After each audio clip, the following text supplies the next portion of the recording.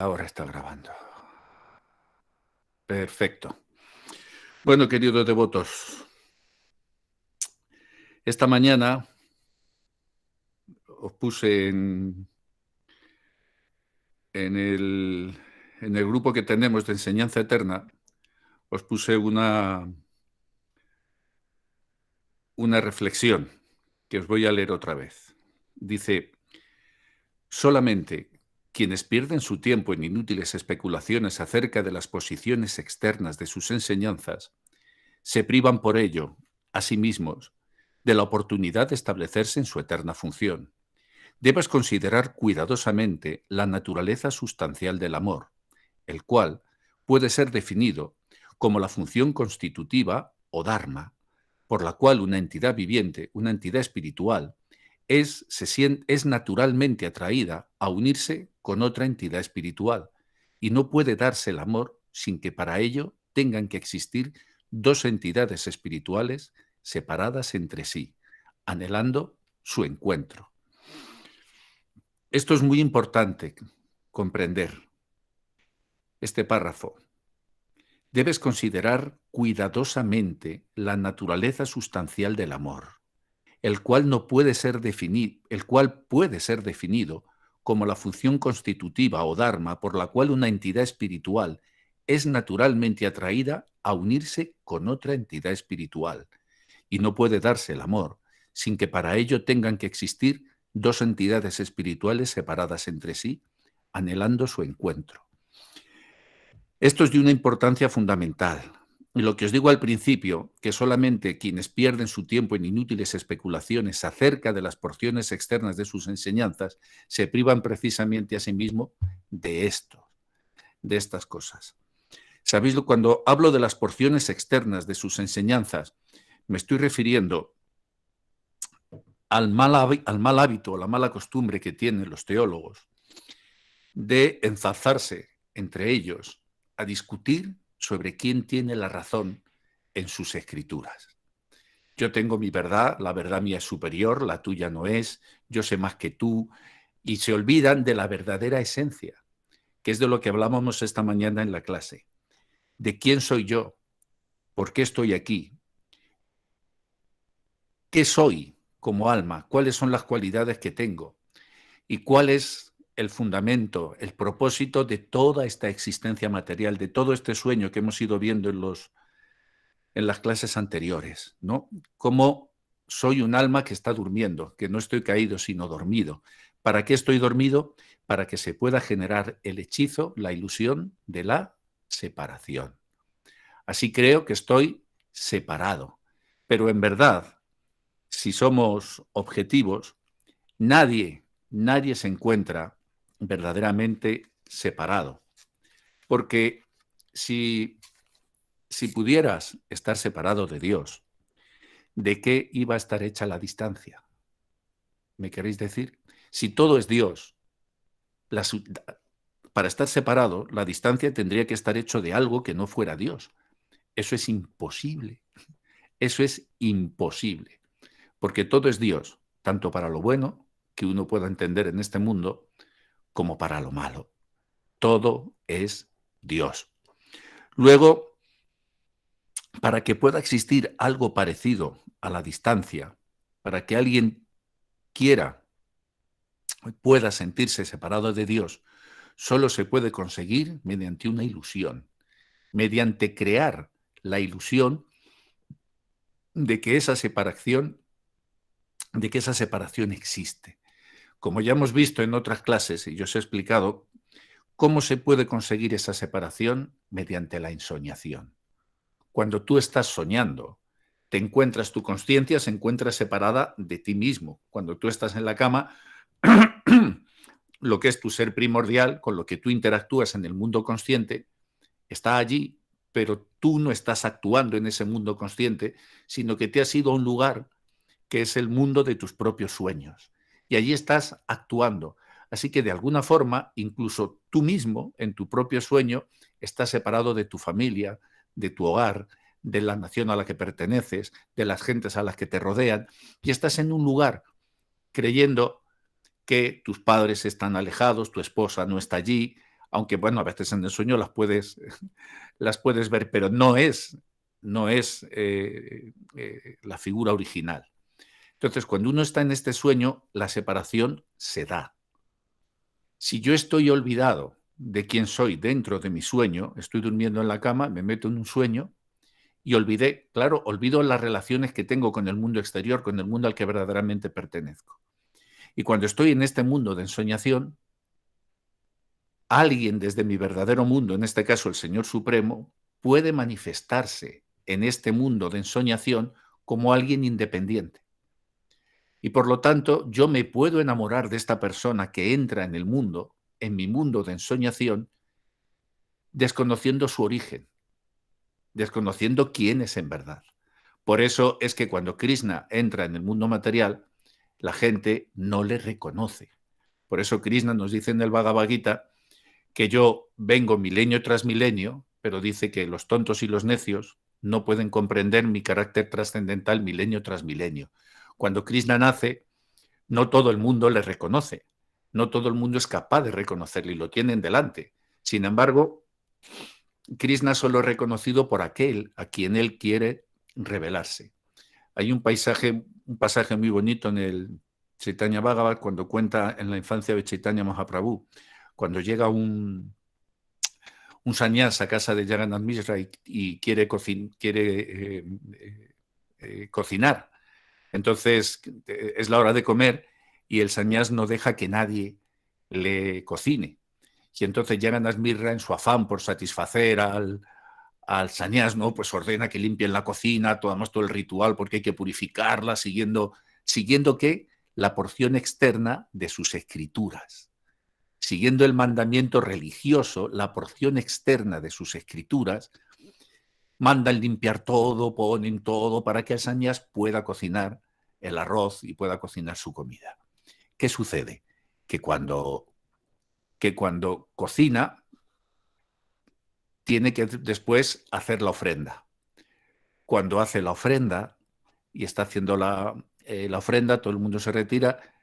Nimai, siendo un niño, se levanta, se acerca a donde está el sannyas recitando los mantras con las porciones externas de sus escrituras, siguiendo todo leguleyamente, y mete la mano y se come el arroz. Entonces, ¿qué es lo que pasa? Que el sannyas acaba de estropear la ofrenda. Entonces, claro, Jagannath Mishra aparece Madre Sacha, aparecen todos los dos. ¿Qué ha pasado? ¿Qué ha pasado? Y dice, el niño que ha metido las manos en la ofrenda y ha estropeado la ofrenda.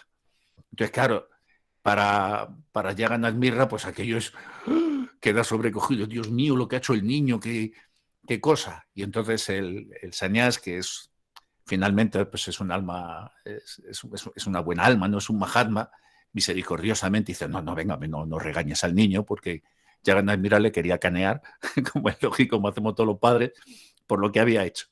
Entonces, no, venga, no pasa nada. Si el Señor dispone que no coma, pues no voy a comer. ¿Qué le vamos a hacer? ¿Será que el Señor ha dispuesto que yo hoy no coma?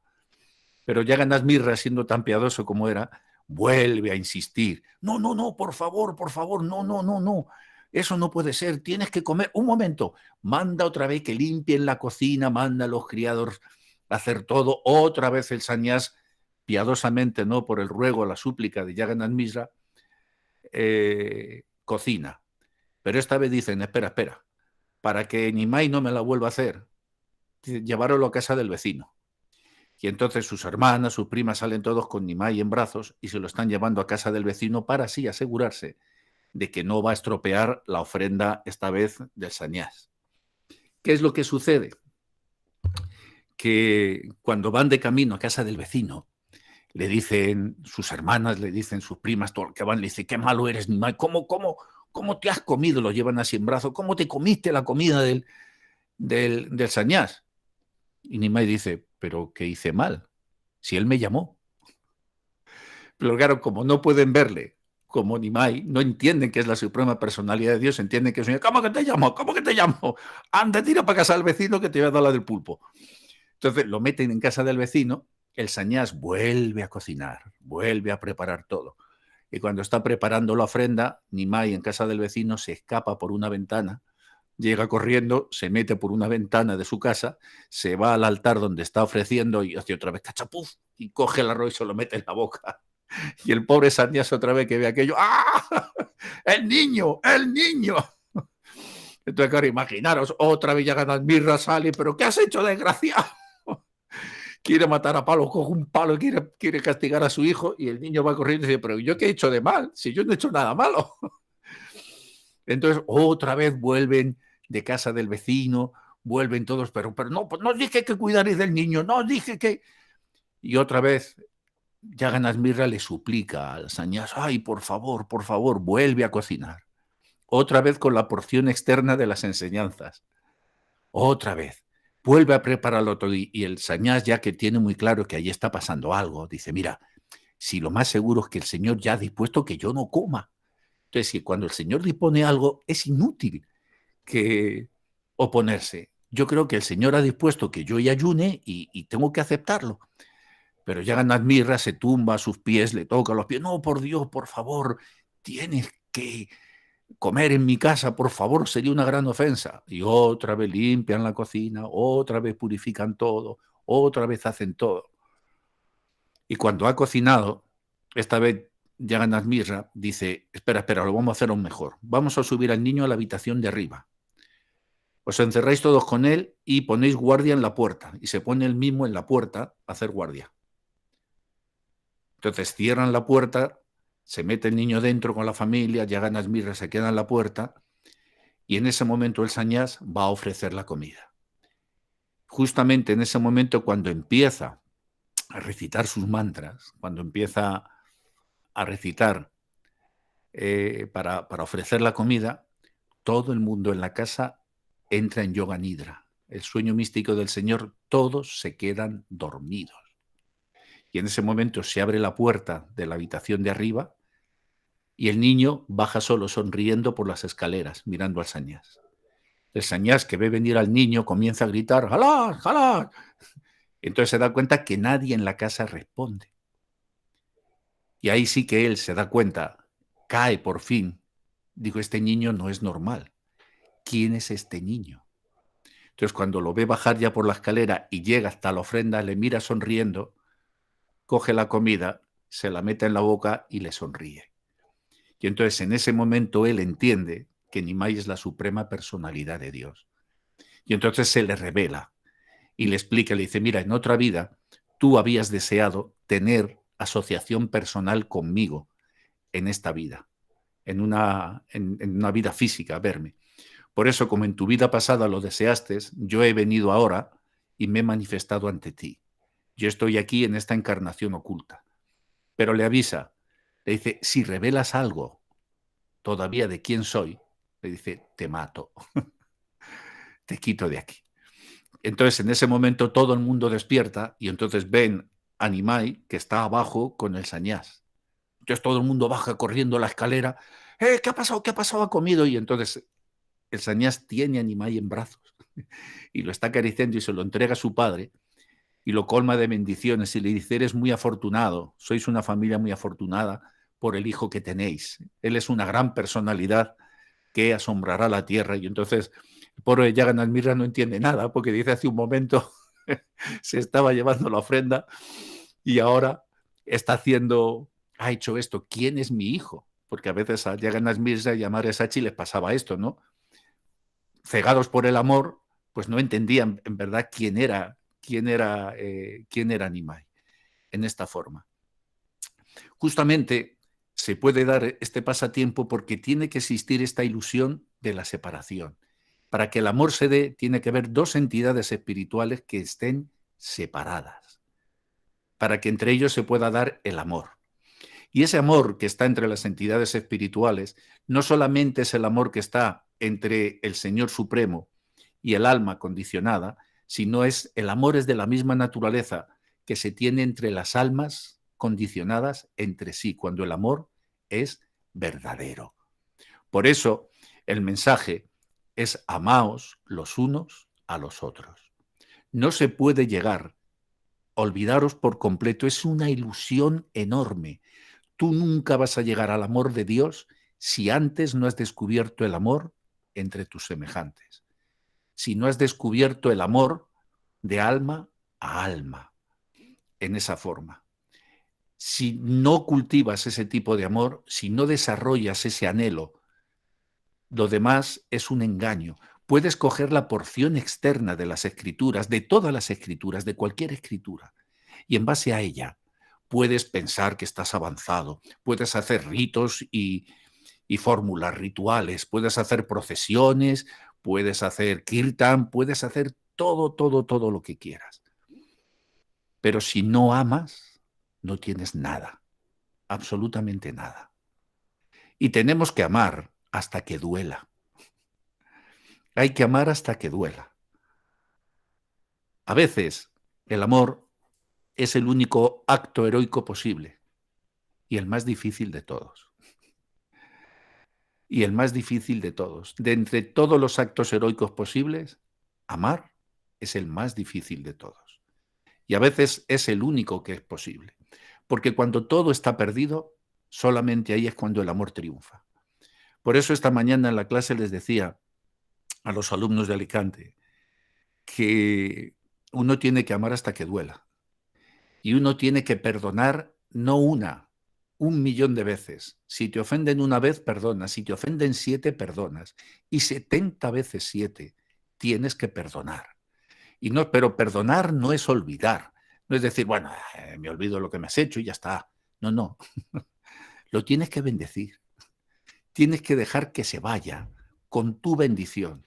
No podéis vivir, escuchar bien esto, no podéis vivir siendo partícipes de una herencia de rencores. Si eres partícipe de una herencia de rencores, nunca vas a ser heredero del reino espiritual.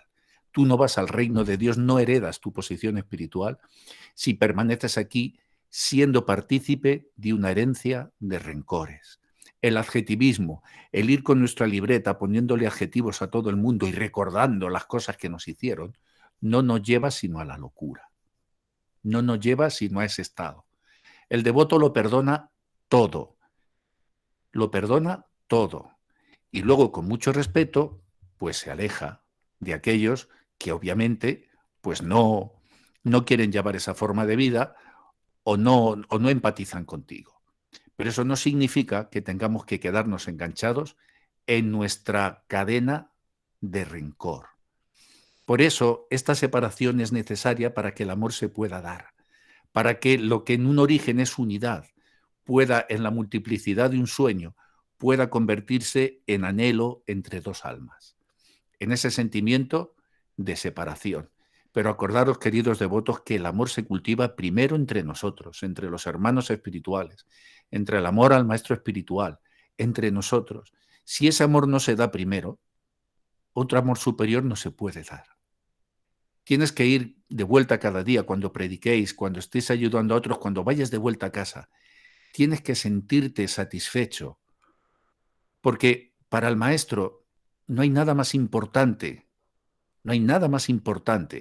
que ayudar a las almas condicionadas a que recuperen su relación original con el Señor Supremo, a que la relación amorosa entre Dios y su discípulo y su alma perdida se restablezca, más que su propia liberación, más que nada en este mundo. ¿Y por qué hace esto el maestro espiritual? Lo hace sencillamente por amor, porque ese es el acto más heroico que se puede hacer. Las austeridades que termina enfrentando el maestro espiritual por el cumplimiento de su misión.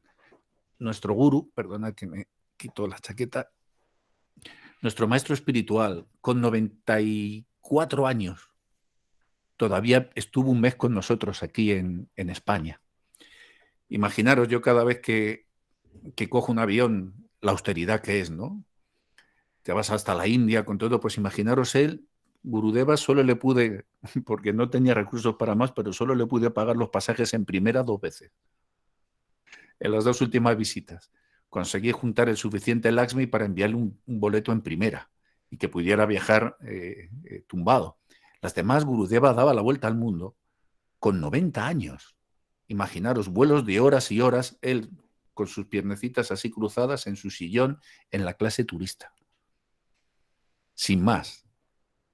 Para salir de India, los que habéis estado en Jagannath Puri, pues imagínate, coge los trenes hasta Delhi o coge el tren hasta Calcuta por aquellas carreteras. O sea, la austeridad en la India, y cuando salía de la India, la austeridad tan tremenda.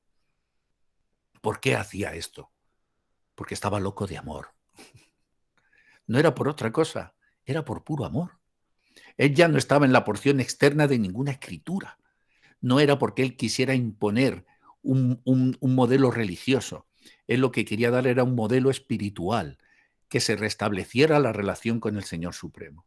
Una de las cosas que nos dijo aquí en Alicante, la primera orden que me dio en el primer viaje, me dijo: por favor, Krishnadas, haz que la gente aquí en este país vuelva a amar a mi Señor, que lo vuelvan a respetar, porque han tirado su nombre. Aquí no vamos a hablar de cosas que pasaron atrás, pero sí que es verdad que el nombre de la conciencia de Krishna en España estaba muy, muy, muy denostado. Al punto que mi hija, cuando estaba en la academia de policía, pues tratando de grupos peligrosos, imaginaros, citaban a los devotos. Y claro, mi hija se reía porque llevaba su kunti debajo del uniforme. Era así en esta forma, ¿no? Entonces, esta manera, este ejemplo que nos dieron nuestros acharyas, esa forma de amar, es lo que yo quiero que descubráis. Mirad, no vais a poder profundizar en la verdadera esencia de las Escrituras si antes no os habéis descubierto como almas. Tenéis que sentir como el alma espiritual que sois. Descubrir parte de esos sentimientos. Es imposible descubrirse del todo porque estamos todavía en una forma condicionada. Pero no es menos cierto que en la medida que profundizáis en el terreno emocional, que es el bhakti es pura emoción, pura emoción. El bhakti es para los emocionales. Si alguien quiere ser hiperracional, entonces que se vaya a una escuela de gyanis y allí que aprenda de memoria todos los escritos y todas las escrituras del mundo. Pero todas las escrituras del mundo, todas, todas, todas, tienen cabida en una sola lágrima de amor de un devoto puro. En una sola lágrima de mi llanto cabe el cielo. El universo entero cabe en una sola gota de mis lágrimas de amor. Y para el devoto que me pidió que profundizáramos en el amor, os voy a poner ahora uno de mis cuentos.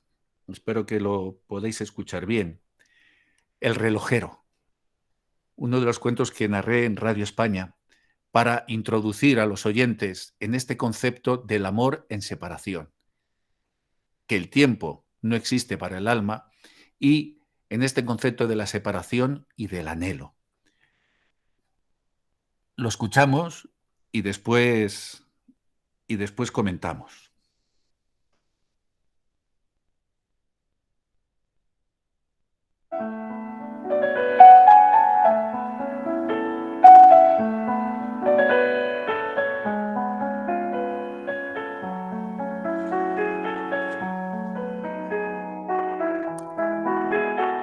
Una vez, dos niños jugaban bajo mis ramas, en la fresca sombra que servía de cobijo a la calurosa tarde estival.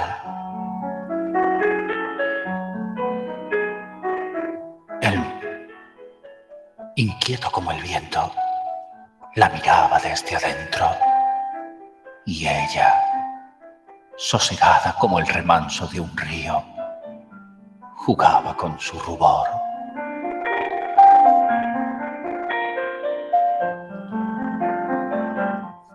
Te querré siempre, escribió el muchacho con una navaja sobre mi corteza, debajo de un corazón con sus iniciales. Vaya, era mi primera inscripción.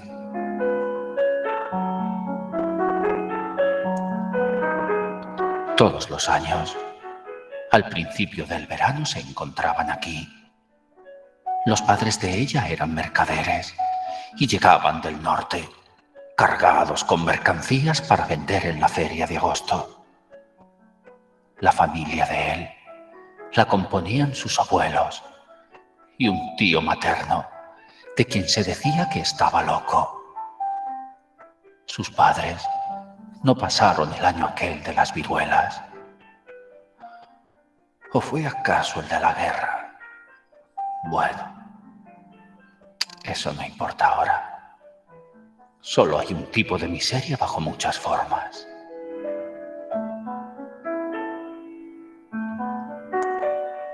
Su abuelo fabricaba relojes en la ciudad. La gente cariñosamente le llamaba Abuelo Tiempo. Sus relojes eran conocidos en todo el reino. Su fama como artesano era notoria y durante la feria vendía casi todo lo que fabricaba durante el año. Así pues, verano tras verano, el inquieto Manuel y Alma se encontraban.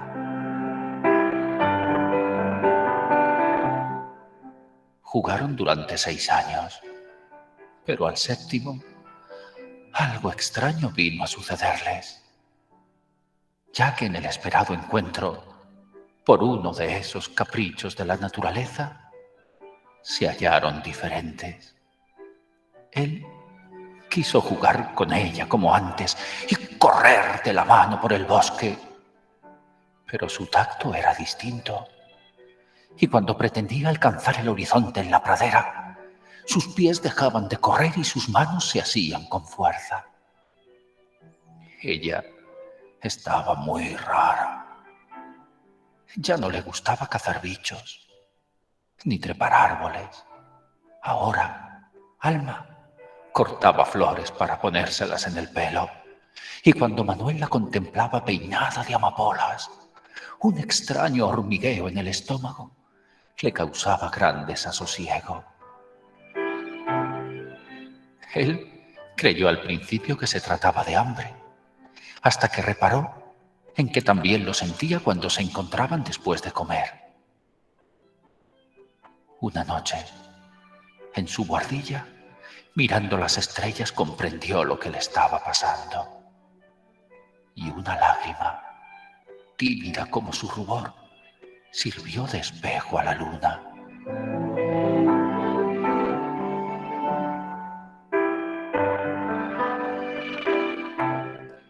Se hacía hombre, irremediable, inexorable, fatalmente hombre.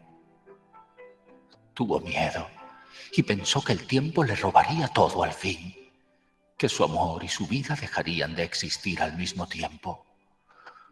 Conjuró a los dioses y a la luna para que le protegieran. Bajó al taller del abuelo y al entrar en él percibió el tic-tac implacable de los relojes, como nunca antes lo había percibido. Sentía deseos de estrangular al pájaro del reloj de cuco, y a donde quiera que mirara, 2 tiranos, uno más bajo que otro, le marcaban las horas.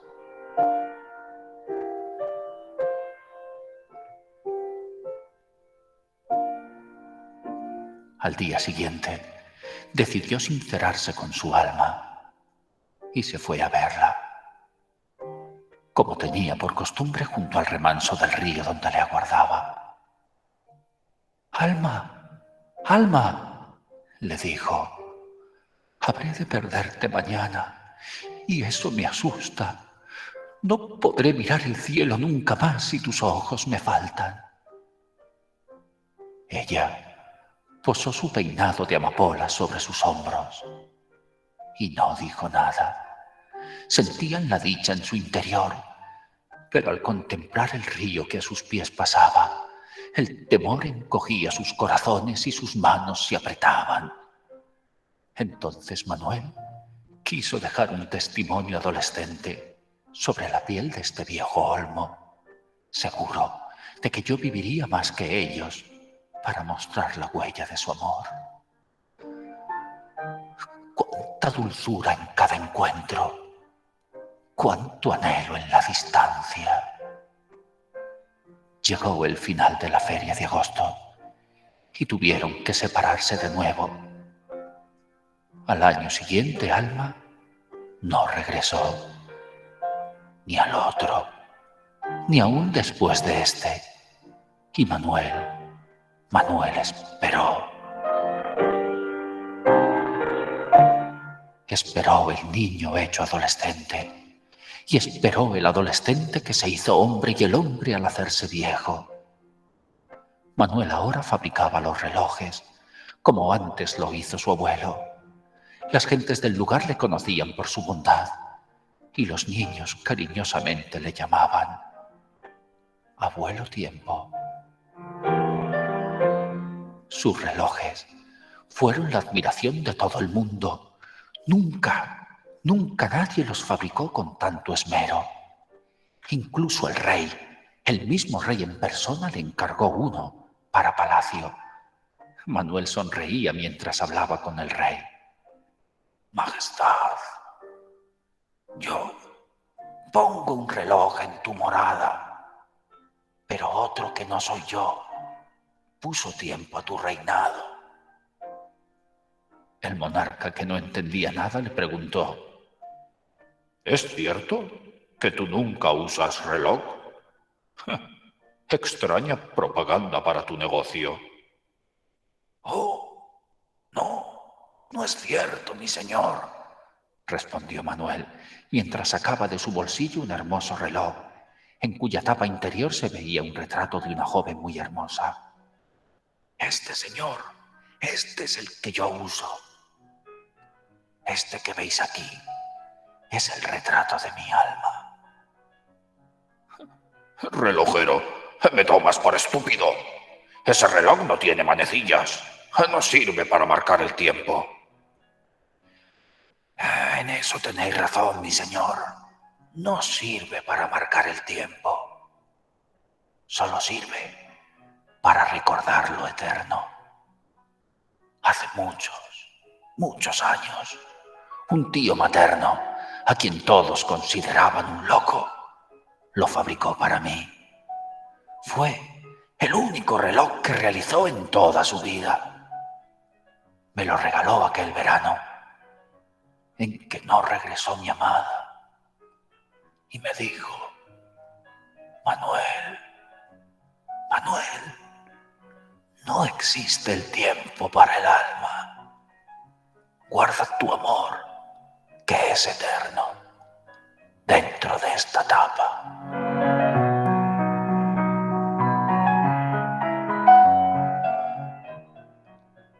Al fin, una noche en que Manuel, abuelo tiempo, miraba las estrellas en aquel remanso del río, comprendió lo que le estaba sucediendo y una lágrima, tímida como su rubor, sirvió de fugaz espejo a la luna. Tomó el reloj entre sus temblorosas manos y al abrirlo observó que todos los números indicaban que por fin era la hora de su alma.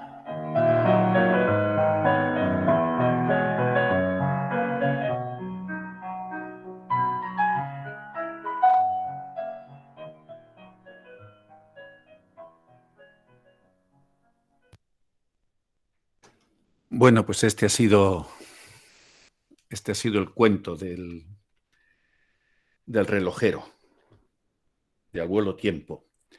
Hace ya algunos años que lo radié en directo para Radio España. Tengo un jaleo aquí de auriculares, porque tengo uno para que no se acople, uno con la mesa de mezclas y el otro con el que os hablo.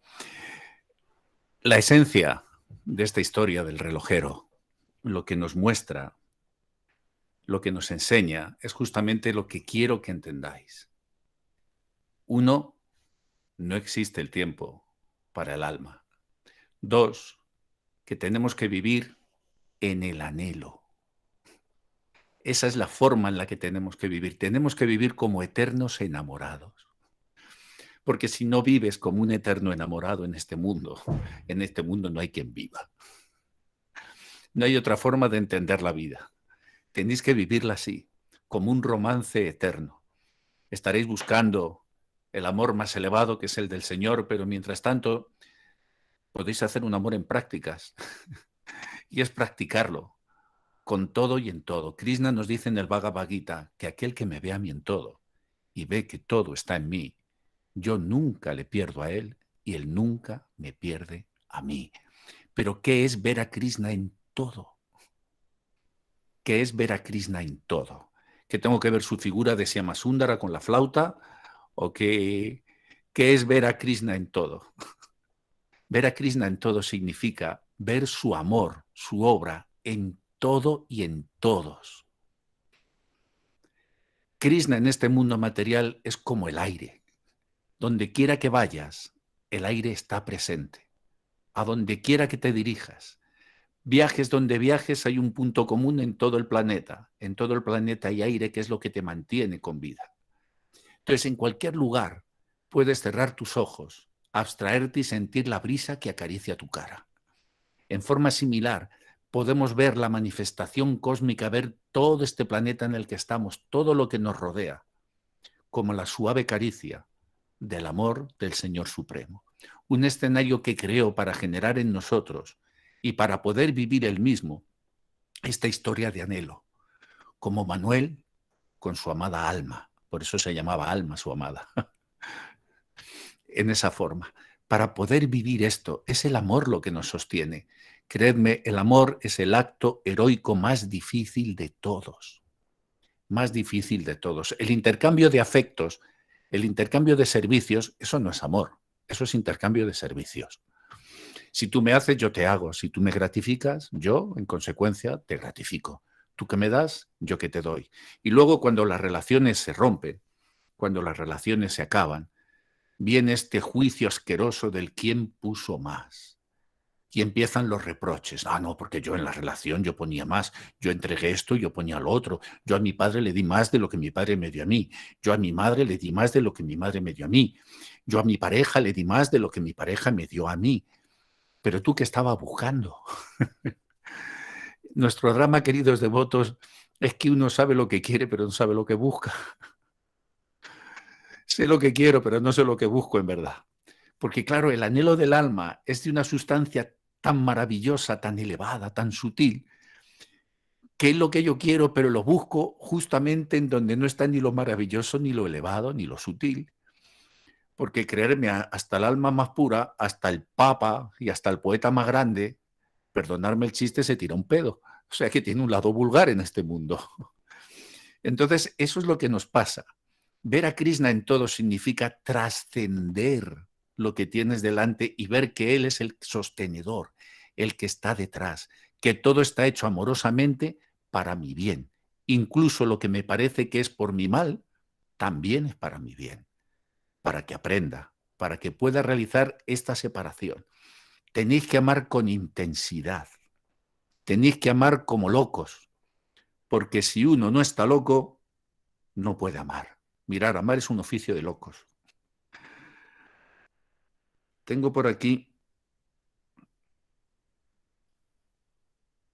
dos cosas. A ver. Y ahora os voy a explicar, os voy a dar un truco, que es por lo que la clase de hoy la llamé el sedal. Os voy a decir, os voy a dar un secreto muy valioso. Y además es gratis. De momento. Luego ya, si me da la fase egoísta, ya veré si cobro o no cobro por él. Mirad, otra de las cosas que escribí hace tiempo es esta. Esto es lo que quiero que descubráis. El universo de vuestras propias emociones. El universo de tus emociones. Es lo que tienes que cultivar en esta vida. Olvídate de todo lo demás. El universo de tus emociones. ¿Y qué es el universo de tus emociones? Os estaréis preguntando. Bueno, pues os respondo. El universo de tus propias emociones. El universo de tus propias emociones es el rincón del corazón donde se guardan las viejas y nuevas sensaciones de aquello que te hace feliz. Siempre es mejor habitar un pequeño universo enamorado que un inmenso mundo vacío. Seguiré soñando, aunque no tenga permiso, haciendo caso omiso a quienes prohíben amar y fomentan el querer de conveniencia. Esto tenéis que grabarlo. El universo de tus propias emociones es el rincón del corazón donde se guardan las viejas y nuevas sensaciones de aquello que te hace feliz. Cuando dejes el cuerpo, lo que tú le vas a enseñar a Krishna es ese álbum, el universo de tus propias emociones. Krishna te va a decir, a ver, déjame ver el álbum de fotos de tus amores. Déjame ver el universo de tus emociones. ¿Qué has dejado guardado allí? ¿Qué es lo que has puesto? Todo lo demás lo vamos a dejar. El título, la belleza física, la nacionalidad. Vamos a dejarlo todo, pero el universo de nuestras emociones se vendrá conmigo. Me quiero marchar de este mundo como un loco enamorado. Ese es el universo que me tengo que llevar. Y, como os digo en esta otra reflexión, tenéis que ser valientes para seguir soñando. Sed valientes para seguir soñando. Seguiré soñando, aunque no tenga permiso, haciendo caso omiso a quienes prohíben amar y fomentan el querer de conveniencia. Este mundo fomenta el querer de conveniencia, no fomenta el amor. El querer de conveniencia es una cosa, pero el amor es otra muy distinta. Y no necesito pedir permiso para amar. No necesito que nadie me dé permiso. Amo a quien me da la gana. Porque el amor es la absoluta anarquía, es el antiorden. Así que no os arrepintáis nunca de amar incluso un imposible. Porque siempre es mejor, escuchadme bien, es mejor tener un amor imposible que ser imposible de amar. Así que yo prefiero tener un amor imposible a yo ser imposible de amar. Siempre es mucho mejor esto. Tener un amor imposible es mucho mejor que ser imposible de amar. La mayoría de la gente que está dormida muy profundamente son imposibles de amar. ¿Por qué son imposibles de amar? Porque fomentan el querer de conveniencia. Y esto es lo que te inculcan desde que eres chiquito, desde que eres pequeñito. Y esto que se dice, búscate un buen partido. Búscate un buen partido porque no, le dice la mamá, no, mi hija está muy bien porque tiene un novio que es empleado de banca y con eso ya tiene un puesto en la banca y ya es funcionario. O el padre sueña y dice, mi hijo va a ser futbolista, que va a ganar mucho, porque el padre tiene la materia gris fuera de juego todo el día con el fútbol, ¿no? O dice la otra abuela en el nacimiento del hijo del loco de la vía, va a ser soldado, que pase lo que pase, tienen el pasar asegurado. Todo este querer de conveniencia. Hay un poema muy hermoso de un poeta argentino que a mí me ayudó mucho en mi adolescencia, Rafael Amor. Y Rafael Amor tiene buscarlo por ahí alguna vez, se llama El loco de la vía. Y es un cantautor al que yo vi muchas veces aquí en España. Él actuaba en Madrid cuando yo tenía 16, 17 años. Me escapaba a un pub que se llamaba Toldería, donde actuaba mucha gente de Hispanoamérica, de música hispanoamericana. Y estaba debajo del Arco de Cuchilleros y era donde vivíamos toda la bohemia, ¿no? De los finales de la dictadura y del inicio de la democracia. Joder, qué antiguo soy, me parezco al abuelo Cebolleta, contando batallas de estas. Pero ahí escuché por primera vez a este poeta argentino, a Rafael Amor. No es muy conocido, pero era un genio.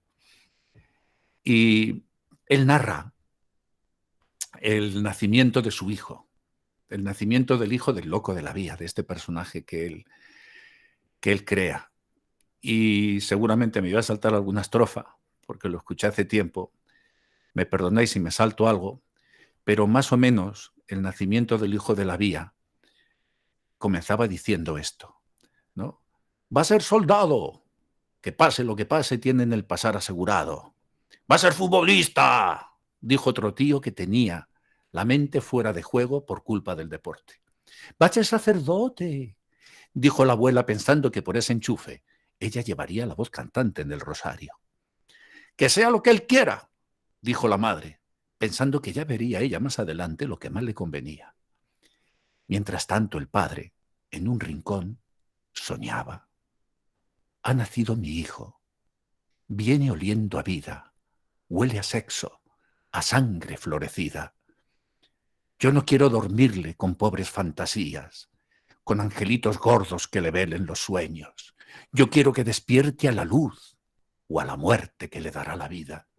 Más allá del mañana, más allá hay un mañana del que será testigo. Más allá de la luz enferma de este siglo, tendrá que dejar este globo amarillo, pinchado, errante y dividido, y tendrá que ser un hombre mejor de lo que he sido. Y deberá llegar hasta el ser más solitario, hasta el mundo más mínimo para gritarles: vivo, soy dueño de mí mismo y vivo. Eso es lo que le deseaba el hijo a su hijo, el loco de la vía, cuando nació. Ese valor para enfrentar los sueños, para amar por encima de cualquier circunstancia. No importa que os llamen idealistas, moriros siendo idealistas, porque vivir es un ideal divino. Vivimos porque somos un ideal divino, somos un ideal de Dios, un sueño de Dios, y nos mantiene vivo el ideal, el anhelo de Dios. Eso es lo que nos mantiene vivos. Así que lo demás, quienes se caigan, que se levanten, y quienes se levanten, que se vuelvan a caer si se quieren tirar. Pero no estéis preocupados por estas cosas. No necesitamos buscar los defectos de nadie, no necesitamos buscar el lado amargo de nadie. Mirad, en la tierra de Brindavan, en el río sagrado, es la misma agua, es la misma tierra. Sin embargo, en una orilla crece el nimba y en la otra crece el mango. Uno es absolutamente dulce, dulce como nada el fruto del mango, y el nimba es absolutamente amargo. ¿Cómo es posible si están en la misma tierra? ¿Cómo es posible si reciben la misma agua? Pues la respuesta es fácil. Hay algo en la semilla que no estaba bien, que los diferencia. Hay algo en la semilla que los diferencia. Así que tratad de injertaros en mango y que no os metan las ramas del nimba, porque la vida va a tratar de apartaros del verdadero amor, del amor puro. Nunca, nunca, nunca os arrepentáis de haber amado. Insisto, siempre es mejor tener un amor imposible que ser imposible de amar. Nunca renunciéis a los ideales. Ved a Krishna en todo y ver que todo está en él. Y ahora vamos al truco. ¿Cómo tengo que hacer las cosas cuando las cosas en este mundo se ponen difíciles? Porque ya estáis todos pensando así, eso lo dice Krishnadass Adhikari, porque claro, así en la expresión poética está todo muy bien, pero yo tengo que salir ahí a la calle y ya cuando me subo al colectivo y van a empezar a darme codazos en el autobús y luego me tengo que ir a ganar la vida y luego las cosas no siempre son fáciles. De hecho, es que yo he tenido, todo el mundo es el más algo. En una ocasión estaba Guru Maharaj dando una clase y alguien le dijo: Maharaj, yo es que soy el más caído. Y Gurudeva le dijo: tú no eres el más nada, ni siquiera el más caído. Porque esta necesidad de que tenemos que ser el más algo, aunque sea el más feo. Tengo que ser el más algo. Yo hace años, cuando era niño, de esto hace por lo menos un año, a veces íbamos con mi padre y nos llevaba a veranear a Santander. Santander está en el norte de España, en el mar Cantábrico, que es un mar vigoroso, ¿no? Es un mar furioso. Es un mar que me encanta, ¿no? Es el mar que representa toda la espuma poética, ¿no? Es el mar vigoroso. Y en el puerto, después de comer, a mi padre le gustaba ir a pescar. Y a nosotros nos llevaba, nosotros éramos chiquititos, yo tendría, pues yo qué sé, 6 años o algo así, 6, 7 años. Y íbamos al puerto donde se sentaba la gente a pescar con sus cañas. Y mi padre nos compraba los veranos, cuando íbamos a veranear, nos compraba un carrete con un anzuelo. Era una tablita así de corcho que llevas el sedal, nada más, no es una caña, es simplemente un corcho que lleva un sedal enrollado. Seguramente Gopísvara, que estás en Puerto de Mar, los habrá visto, ¿no? Que la gente pesca con esto. Es nada más que un corcho donde enrollas un sedal y tienes el flotador, el plomito y el anzuelo. En el puerto había siempre un señor que vendía lombrices que estaban llenas de serrín, en un paquete de serrín, y entonces mi padre compraba un cucurucho de lombrices, qué golosina. Y las lombrices las ponías en el anzuelo y echabas el sedal al agua. ¿Qué es lo que pasaba? que nosotros, como éramos niños inexpertos, primero fallábamos porque había que tirar el sedal muy lejos y luego, claro, con una caña pues tú llegas más, pero así a mano, pues es más difícil pescar con un sedal. Pero el sedal tiene una peculiaridad, que siempre, siempre sirve, termina por enredarse, siempre. Y siempre se le terminan por hacer nudos. ¿Y qué es lo que le pasa al sedal? Que cuanto más tiras de él, más se aprieta el nudo. Cuanto más mueves el nudo, más se aprieta. Y yo me acuerdo que siendo niño me desesperaba. El nudo, no puedo sacar el nudo. Entonces, tenías que tener cuidado porque al final terminabas clavándote tú el anzuelo. Entonces, tiraba del sedal para aquí y para allá y el nudo cada vez se apretaba más. Llegado un momento cuando ya me era imposible seguir pescando, cuando además aquello, el sedal se te va haciendo una maraña y al final tienes un ovillo así de hilo de pescar por todos lados, imposible deshacer el nudo. Al final, ¿qué es lo que hacía? Mi padre, mientras tanto, me miraba paciente y él seguía pescando lo suyo. Hasta que en un momento yo me volvía y le daba el sedal a mi padre. Le decía, papá, ¿me lo arreglas? Y le daba el sedal a él. Y mi padre, que en paz descanse, entonces cogía el sedal y tenía unas agujas así, y algún pescador que allí que era más experto, los que eran más mayores, metían así como una especie de gancho así doblado y te deshacían el nudo, te deshacían el sedal y tú podías volver a usarlo y continuar con tu faena, podías continuar la pesca. ¿Con esto qué quiero deciros? Que la vida es semejante a un sedal. Tiráis el sedal para pescar en el mundo, para interaccionar con el mundo, pero es inevitable que las corrientes, el fondo, la basura que está, las algas, todo lo que está allí termine por engancharos el sedal y terminéis por hacerle un nudo. ¿Y qué es lo que pasa? Que cuanto más movéis el sedal, más tiráis, más fuerza hacéis, más fuerte se hace el yugo, más fuerte se hace el nudo. Entonces, en ese caso, ¿qué os queda hacer? Entrégaselo a Dios. Entrégaselo a Krishna. Completamente, absolutamente. Ríndete. Cuando veas que ya no sale, simplemente toma el sedal, como hacía yo cuando era niño, y dile a tu Padre que está en los cielos, mi Señor, por favor, me sueltas el nudo, porque ya no puedo. No puedo continuar. Sé que yo me metí aquí a pescar en este puerto, nadie. Estoy aquí por voluntad, ¿no? Pero ahora te conozco, ahora sé que tú estás conmigo, ahora veo que el Señor está en todo y veo que todo está en mí. Así que cuando la cosa se pone verdaderamente seria, cuando el sedal ya no lo puedo desliar, olvídate, olvídate hermano, entrégale el sedal a Krishna. Dile, mi Señor, aquí te entrego el nudo de mis circunstancias. Por favor, arréglalo. ¿Qué es lo que hizo Arjuna al inicio de la batalla de Kurukshetra? Entregarle el sedal de sus pensamientos. Tenía todo el carrete de su mente completamente anudado, angustiado. ¿Qué voy a hacer? ¿Qué va a ser de mí? Esta batalla va a ser terrorífica. Todo esto va a ser el acabose. Ya no sé qué hacer. Y al final, ¿él qué es lo que hace? Se refugia. ¿Se refugia en quién? En su amigo amado. Se refugia en Krishna. Le dice, ahora soy un alma rendida a ti. Por favor, Krishna, toma el sedal de mis circunstancias. Toma el sedal de mis problemas. Toma el nudo de mis problemas y ayúdame a desenredarlo. Porque al final el que tiene el último control en la vida, el último control en la vida, es el Señor Supremo. Nosotros no tenemos el control. El control es una ilusión.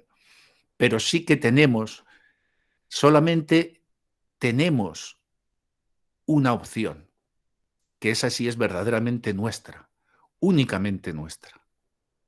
Tenemos la opción de amar. Esa es nuestra. Esa es nuestra. Nadie te puede obligar a amar y nadie te puede robar el amor si el amor es verdadero. Tú puedes elegir amar. Y junto con el amor, el Señor nos otorgó otro don único que también viene directamente de Él, el perdón. El perdón es el mayor regalo que uno puede recibir. El perdón es el instrumento más poderoso que tenéis para salir de este mundo. El perdón derriba las montañas, allana los caminos. El perdón lo es todo. Con el perdón podéis llegar a cualquier parte. Primero, perdonad siempre a los demás. Y segundo, perdonaros a vosotros mismos. Tenéis que perdonaros también a vosotros mismos. Dejar de adjetivaros negativamente, dejar de pensar en vosotros como este soy el más caído. Perdonar y pedir perdón es el instrumento más poderoso, es el camino hacia el amor. Para alcanzar el amor, las losas que transitas son las del perdón. Las losas del amor son como las losas del camino del amor, son como el cuento de Dorothy en El Mago de Oz, sigue el camino de baldosas amarillas. Las baldosas del camino del amor están hechas de perdón, de misericordia. Tienes que perdonar. A Víctor Frank lo encerraron en un campo de concentración los nazis. Su historia es increíble. Hay un libro muy hermoso que yo recomiendo que se llama El hombre en busca de sentido. A Víctor Frank lo encierran en un campo de concentración con 23 años, recién casado, enamoradísimo de su esposa. Y los encierran a los dos siendo muy joven. Él, un joven médico, con toda su carrera profesional por delante, su vida, y su mujer no salió del campo de concentración, los pusieron en campos de concentración separados. Y él cuenta que lo que le mantuvo vivo durante todo ese tiempo era pensar en el amor de su esposa, ese amor puro de alma a alma. Él, cuando tenía que trabajar, todo lo que tenía que hacer, se acordaba del amor de su esposa. Él ya no sabía si su esposa estaba viva o estaba muerta. Él más bien intuía que lo más probable es que ya estuviera muerta. Pero aún así el amor trasciende la vida y trasciende la muerte. Y él dice que le mantenía vivo pensar en el amor de su esposa.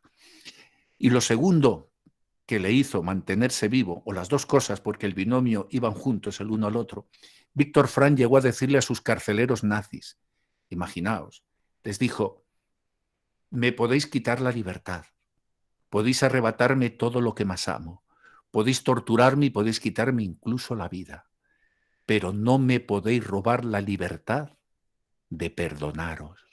Y yo he elegido perdonaros. Imagínate qué gran alma tiene que ser alguien para pronunciar eso. Claro, no viste de naranja, no llevaba una no llevaba una landa. Las grandes almas no se distinguen por sus hábitos. A las grandes almas se las conoce por sus actos. Víctor Frank, al decirle eso a los nazis, consagró lo más importante que hay, fue capaz de perdonar, elegir el amor, amar hasta que duela.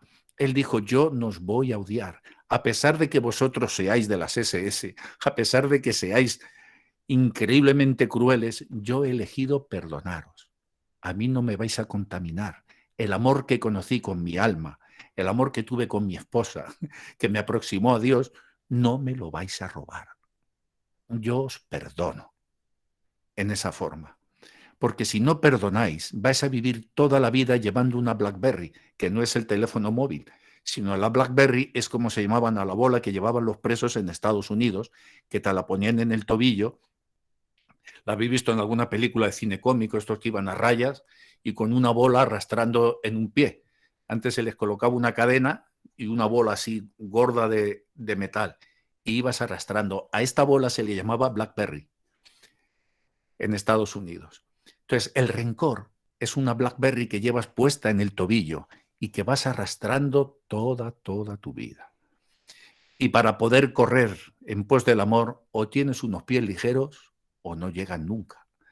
Arrastrando el lastre del rencor, no llegas. Se te enredó el sedal, no importa. Entrégaselo a Krishna. Krishna te dice que me ofrezcas a mí todo. Y todo es todo. Si Krishna te dice, aquel que me ve a mí en todo y ve que todo está en mí, yo nunca le pierdo a él y él nunca me pierde a mí, pues lógicamente, cualquier cosa que me pase aquí cuando el sedal se me enrede, pues también se lo entrego a él porque él es todo. ¿Quién sino el todo me puede librar de todo? Cualquier cosa de la que yo me pueda librar en este mundo es parcial. Yo puedo encontrar un alivio parcial y temporal a cualquier circunstancia. Pero si verdaderamente me quiero librar de todo, me tengo que refugiar en el todo. Todo en el todo y el todo en todo, que decían los gnósticos, ¿no? Está escrito en el Kybalión. Todo en el todo y el todo en todo. ¿Y ese todo qué es? El amor. El amor y el perdón. El perdón y el amor. Tenéis que caminar con esos dos zapatos.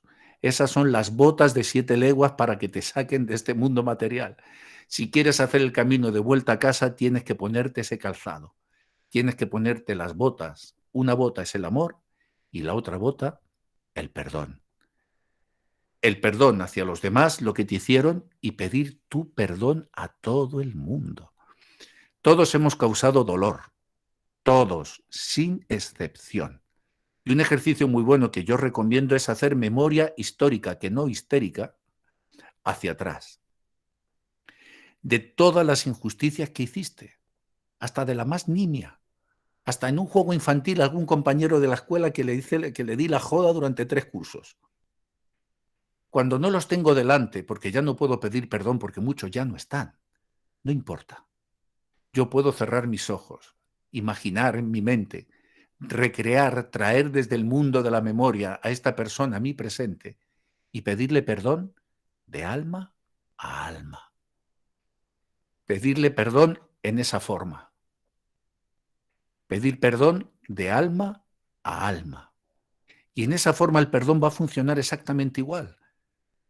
En el registro del álbum de las emociones del universo entero, tu perdón quedará reflejado. Y en el álbum de tus emociones en tu universo, esa instantánea quedará.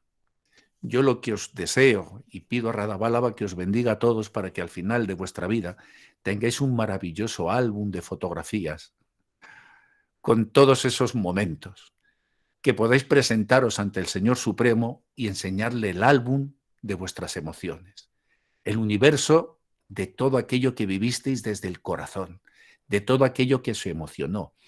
Y lo que no os sacó una lágrima de amor, una lágrima de emoción, olvidadlo. Es temporal. Solo conservar el mundo de las emociones. El Bhakti es eso. Es el universo de la emoción pura. No vais a poder entrar en el reino de la emoción si no vivís con emoción. No podéis entrar en el reino del amor si no vivís con amor en esta vida. Y el rencor es lo que nos ata. El rencor. Eso es lo que nos ata. ¿Qué hora es? Las 7:20 aquí. Bueno, pues ahora me voy a cambiar el auricular para poder escucharos. Hasta aquí la pesca del día de hoy. El sedal. Si tenéis preguntas. Sí, Maharaj, muchas gracias, muy bonita, muy bonito el abuelo del tiempo y lo que nos está diciendo, el bonito pasatiempo también que Vrindavan Das Thakur nos regaló en su libro, muy, muy bonito, el señor Centana, en su boca infantil. El regalo del Señor Supremo de Sri Krishna más importante después del Nam viene a ser la reencarnación. Perdón, no te escuché bien. Repíteme la pregunta. El regalo más importante, más preciado después del Nam, después del Santo Nombre, viene a ser la reencarnación, esa múltiple oportunidad de poder llegar a él. Claro, lo bonito es que tu posición es eterna. Vrindavan, lo maravilloso de esto es que no importa que te caigas 200 veces. Lo importante es que te levantes 201. 201. Y que cada vez que te caíste fue un maestro, tu caída fue un maestro tuyo que te aproximó más al éxito final. Un verdadero guerrero no es guerrero por la destreza que tiene manejando la espada. La gente le admira y dice, oh, qué destreza tiene este guerrero en el combate, qué valentía, qué prestancia. El guerrero es lo que es por la cantidad de veces que le tiraron del caballo antes, ¿sabes? Cada una de las veces que lo golpearon y lo tiraron a tierra y se pudo levantar del fango y volverse a poner en pie esa es la verdadera esencia. Todo el mundo admira al héroe al final, ¿no? ¡Qué grandeza tiene! Tienes que saber que detrás de la grandeza de todos los Mahatmas hay millones de caídas que los llevaron hasta esa altura. Como el alpinista que quiere llegar y se cae. ¿Habéis visto estos que hacen estos sitios de deportes que hay que te subes así por una pared y vas colgado y ¡pah! Te caes y otra vez tienes que, que volver a empezar? Es la cantidad de veces que te caíste y fuiste capaz de ponerte en pie. El juego de la oca, que seguramente habéis oído hablar de él, el juego de la oca era un juego que hicieron los templarios y es un juego de la reencarnación. La oca es el pájaro de Vishnu. Por eso vas de oca a oca cuando dice tiro porque me toca, porque ese es el maestro espiritual que te hace adelantar. ¿Y qué es lo que pasa? Si caes en la muerte, ¿qué pasa en el juego de la oca? Vuelves a empezar. Vuelves a empezar otra vez. Pero siempre puedes empezar de nuevo. Por eso el mayor regalo que el Señor te dio es la inmortalidad, porque tienes n+1 oportunidades, que se diría en matemáticas. N es el número de caídas, pero +1 es el número de veces que te puedes levantar. Y créeme, siempre, siempre, siempre el Señor te dará un +1. Incluso aunque en esas caídas te vayas a una forma de vida demoníaca, a lo peor de lo peor, incluso eso es temporal. El Señor a su debido tiempo les desenreda el hilo hasta los demonios, porque Él sí es el perdón. Y finalmente, si los demonios llegan a enredarse como demonios, no es menos cierto que ha sido porque el Señor quiso que este pasatiempo se diera. Quiso que existieran dos entidades espirituales separadas para que el amor pudiera darse entre ellas, pero para que el amor se pudiera dar entre ellas tenían que venir los obstáculos también. Porque ¿cuál es el amor más intenso? El que más obstáculos tiene. El que más obstáculos tiene. Srila Bhaktivinoda Thakur dice en uno de sus libros cómo se sabe que hay amor de verdad en una pareja. Él decía que el amor que se cultiva entre un hombre y una mujer está hecho para que al final de la vida se convierta en amor puro de alma a alma. Y decía también que se sabe que hay amor de verdad en una pareja cuando se han dado todas las circunstancias para que se separen y han permanecido unidos. La mayoría de la gente cuando vienen los problemas se disgregan. Cuando las cosas verdaderamente se ponen feas, los problemas externos, entonces mejor, mira, parece que juntos no nos va muy bien, porque materialmente no hemos conseguido salir adelante, entonces mejor nos separamos. Prueba tu suerte por tu lado y pruebo yo suerte por el mío. ¿Qué es lo que viene a decir esto? Vamos a enredarnos cada uno con nuestro sedal y vamos a seguir haciendo nudos. A ver si pescamos el pez imaginario de nuestro bienestar. Claro que es un regalo inmenso, porque en verdad brindaban, no pasa nada. No pasa nada. Me caiga o no me caiga, en verdad yo soy un alma, así que no me puedo caer de ningún sitio porque estoy dormido. Lo que el Señor me da son muchos sueños. Lo que el Señor me da son muchas oportunidades de seguir soñando. Y en alguna de ellas conseguiré despertar al sueño del amor. El nama, perdona, la primera parte que he dicho, el nama es importante, pero el nama es importante si has preparado el terreno para que el nama agarre, para que el nama fructifique. Si no desarrollas, si no cultivas el campo del amor, la semilla del nama no te va a fructificar, no va a arraigar. Vas a hacer un nama externo, un nama en los labios. Pero no va a ser el nama que viene del mundo espiritual, entra en tu corazón y se manifiesta en tus labios. No va a ser ese tipo de nama. Siempre hay algún beneficio, obviamente.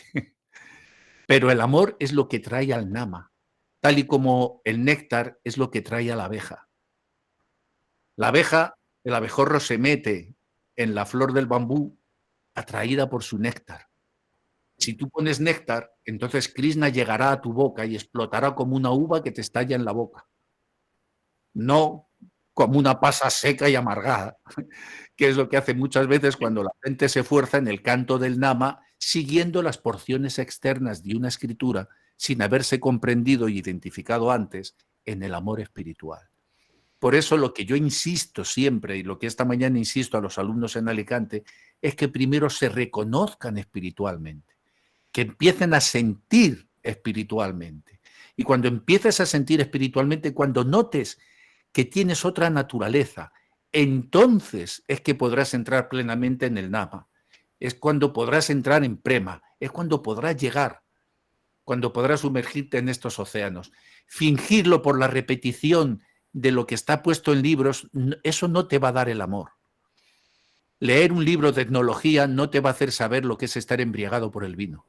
Puedes leerte 1.000.000 de vinos, de libros sobre etnología, cómo se fabrica el vino, pero hasta que no pruebes la copa del cáliz, no vas a saber lo que es en verdad el vino. Y si algo he aprendido en toda mi vida, es que siempre fui un gran borracho. Y entonces, un sinónimo de reencarnación vendría a ser esperanza. La esperanza es como esa parte de ojalá en algún momento uno pueda refugiarse en el Nam, ojalá a través de la asociación con los Vaisnavas, con los Shastras, y esperemos con Sri Guru podamos en esa esperanza lograr el objetivo. Mira, un sinónimo de reencarnación sería reensoñación. Sería reensoñación. Reencarnar es reensoñar. Noche tras noche se me repite el sueño. Lo que pasa es que aún no desperté. Dice, y ojalá que llegue un día, todo el mundo piensa que esto es algo muy lejano.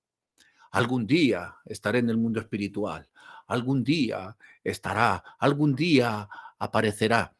En una ocasión le preguntaron así a la Prabhupada, oiga, ¿cuánto se tarda en salir de esto? Y Prabhupada dijo, un instante, un segundo, entrégate aquí y ahora. Brindaban, si te entregas de corazón, escucha bien, de corazón, no de intelecto, no de buscar una posición en un grupo, no de tratar de ser el más selecto.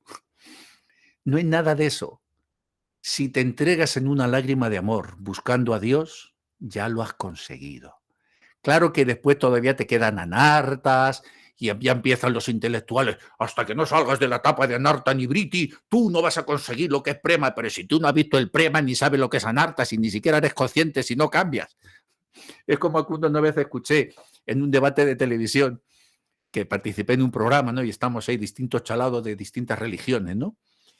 Y entonces estaban hablando del alma. Y entonces, y si los animales tenían alma, ¿no?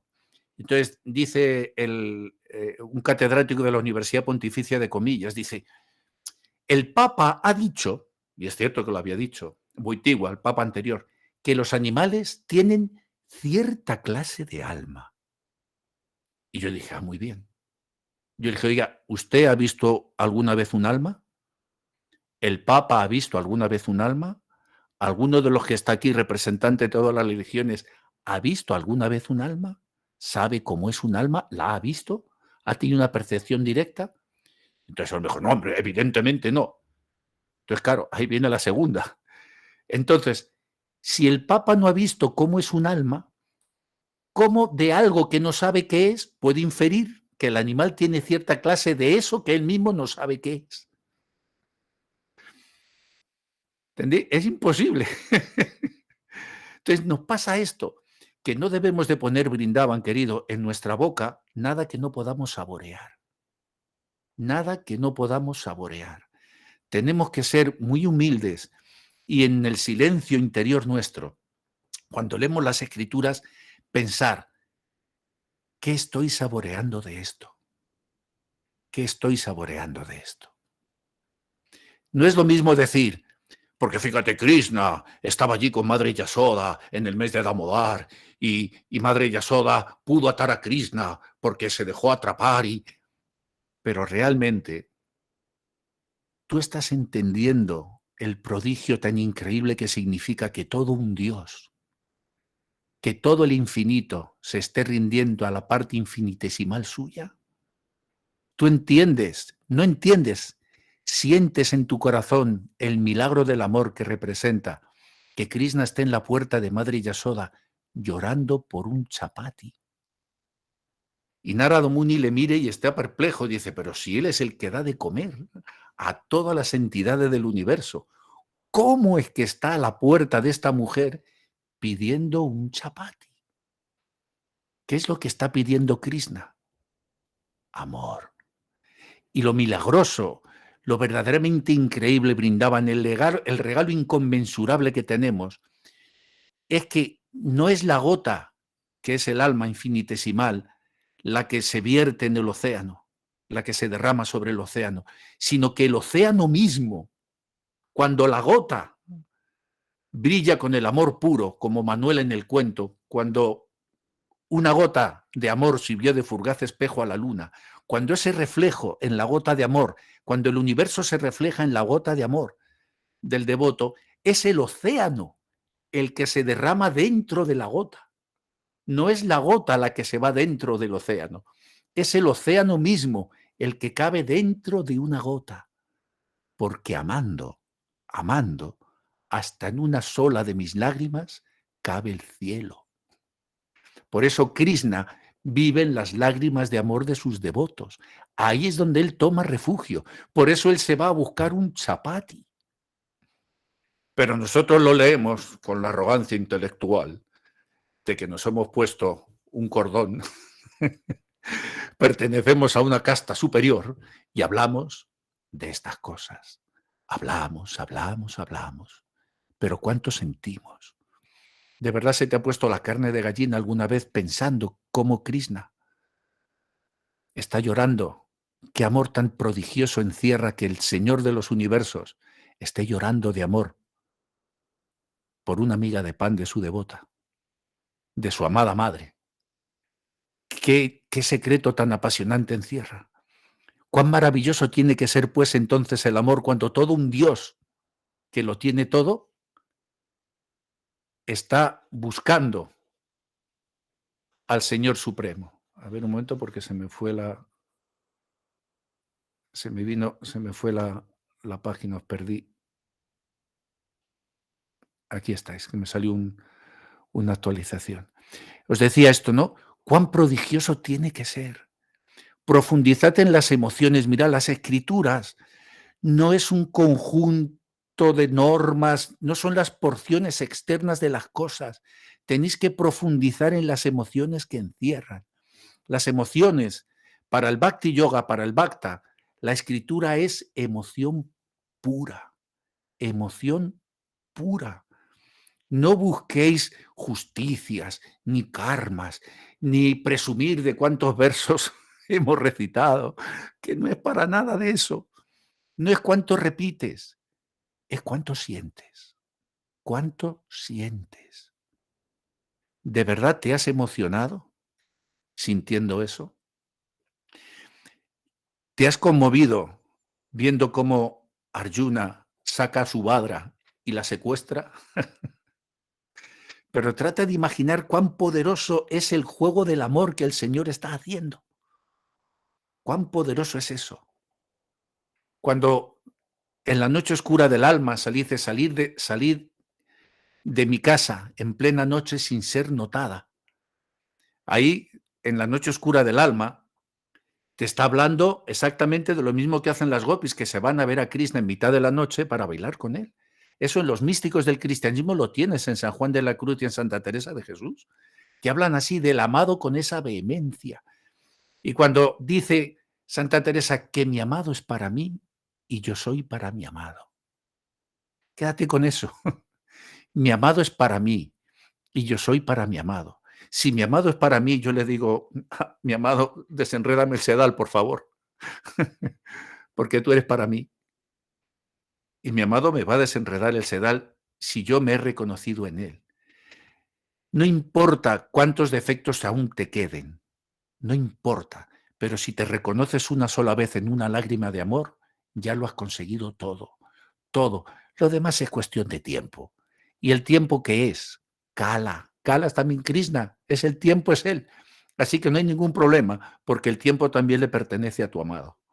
Así que es cuestión de tiempo. Un mercancías no puede frenar en 100 metros porque tiene una inercia, pero el maquinista le echó el freno. Cuando le has echado el freno, claro, chirría, va. Pero el tren se está deteniendo. Lo importante es que una vez que has podido saborear una gota de néctar. Una vez que te emocionaste, Krishna ya no te va a soltar, porque ya probaste el veneno. Y lo que es aún más increíble es que Krishna se embriagó con tu veneno, se envenenó contigo. Probó de ti un pedacito de tu chapati. Una vez tuviste ese destello, ese relámpago fugaz de amor. Síguelo y no te preocupes de lo demás. Si las cosas te salen bien o te salen mal. Si estás más en tu sadhana, estoy más o estoy menos o estoy... No te preocupes tanto. Ama, ama que amar calma todo espanto. Y no te preocupes tanto. El amor te ahuyenta todos los espantos. Tenemos miedo porque no amamos, Brindavan. Por eso tenemos miedo. Y donde el amor de Dios no está presente, el temor a perder las cosas se manifiesta.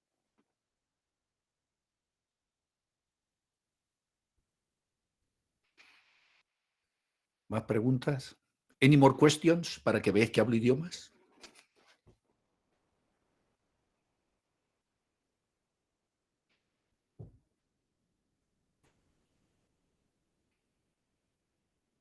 Bueno, yo no sé si lo habéis entendido todo o estáis pensando en llevarme a la hoguera. Pero bueno, quiero entender que os ha emocionado. Además, mejor, no es si habéis entendido. Ya no voy a preguntar más eso. ¿Habéis sentido algo durante la clase? Si habéis sentido, quedaros con eso. Y no lo intelectualicéis. No tratéis de darle vuelta intelectual a lo que habéis sentido. Porque el amor es para ser sentido, no para ser descrito. El amor es un reto para el poeta, porque por mucho que se esfuerce con sus palabras, siempre éstas se quedan pequeñas. Maharaj, antes, disculpen que yo hable, pregunte, porque creo que hay que aprovechar estos instantes. Dime, Brindavan. Entonces, antes mencionó a uno de los papas. Sí. Y que él decía que ciertas almas... que el animal tenía cierta clase de alma. No, o sea, está haciendo una diferencia dentro de todo. Ahora sí está afirmando que hay un alma dentro de los animales, porque en algún momento también decían que no había. Pero sus escrituras, lo que ellos comienzan a estudiar, hacen referencia a eso. Entonces... No es cierto. No es cierto. Mira, en las escrituras, ellos lo que pasa es que cogen los fragmentos que les interesan. Pero las escrituras en el Génesis te dice que todo es obra de Dios. En el Génesis. Está perfectamente explicado. Y toda ánima, cuando dices animal, es porque tiene ánima. Y hay un concepto teológico cristiano que es el anima mundi. El alma que anima el mundo. El alma que anima el mundo, el anima mundi. Lo único que sucede es que te ponen las porciones fragmentarias de lo que les interesa. Como os expliqué en otras clases, es yo que la religión y la espiritualidad parece que están en el mismo campo, pero no lo están. No lo están. Un religioso no es un trascendentalista, aunque siguiendo un proceso religioso al final puedas llegar a la puerta de la trascendencia. Pero por eso Krishna, Brindavan, te dice, abandona toda forma de religión y tan solo entrégate a mí. Y nuestras propias... No dice religión, dice Dharma. Sí, Dharma, cualquier otro deber, sí, pero la religión es uno de los deberes también, es el deber religioso. Abandona cualquier otra actividad y entrégate a mí. Abandona cualquier otra cosa. Cualquier otra cosa que no sea yo, abandónala. Y nuestras propias escrituras que te dicen, no caigas en la trampa del lenguaje florido de los Vedas. Te están avisando, cuidado que te vas a meter en un lío. No caigas en la trampa del propio lenguaje florido de lo que estás leyendo, porque te vas a coger la parcialidad. Te vas a coger lo que a ti te interesa. Entonces, el único problema que tienen, entre comillas, las autoridades eclesiásticas, pero todas, porque en el hinduismo también tienes un montón de gente que defiende verdaderas barbaridades. Se tiraba a las mujeres a una pira funeraria en nombre de las escrituras, ¿eh? Y un sistema de castas que es completamente aberrante. Es peor, recibe peor trato un paria que un animal. ¿Sabes? Porque uno de la casta más alta, un brahmana, trataba mejor a su caballo que a un paria. ¿Sabes? Y tenía más estima a su caballo que a otro ser humano, que era un paria o un intocable. ¿Para qué te voy a contar? Y todavía quedan en la India intocables. Así que mejor no señalamos con el dedo porque nos lo van a devolver. Y date cuenta que el vaisnavismo, nosotros somos una minoría, ¿eh? En la India, nosotros somos una minoría. Si tú recorres la India y empiezas a preguntar por Chaitanya, Chaitanya, Chaitanya, no lo conoce casi nadie. Claro. Casi nadie, ¿eh? Tú te vete a todos los templos de Nueva Delhi, a todos los que quieran, y te Chaitanya, dice, y ese que ahora viene a tomar prasadam. No lo conoce. Ese es uno que va a venir a tomar prasadam, ¿a qué hora viene Chaitanya? Le tenemos que poner fuera de Orissa y fuera de Brindavan, en muy pocos sitios. Si te vas al sur de la India, Tirupati, Tirumali, los grandes templos de Vishnu, y la mayoría de la gente en la India, tú tienes los shivaístas. Ningún shivaísta ha entrado en estos conceptos. Ninguno. Nosotros sí podemos conocer a Shiva, ¿no? Como protector de Brindavan, pero los shivaístas en sí mismos, estos conceptos no los tienen. Así que no se trata de qué tiene esta religión o qué tiene aquella, sino qué tienen las almas, sino qué tienen los corazones. Quien es un corazón de verdad, rendido, quien por evolución, quien en esa sucesiva repetición de sueños se ha ido aproximando a Dios a través de estos dos instrumentos, el amor y el perdón, ese va a despertar de este sueño de edades. Da igual en qué religión esté, en qué cultura, en qué cuerpo, en qué forma, va a despertar, va a llegar.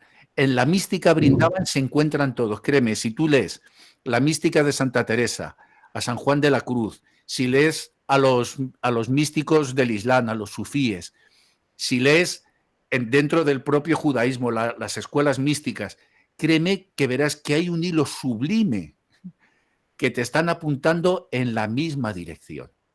Lo que pasa es que hay dos enseñanzas, la esotérica y la exotérica. La exotérica es lo que se enseña hacia afuera, hacia el pueblo.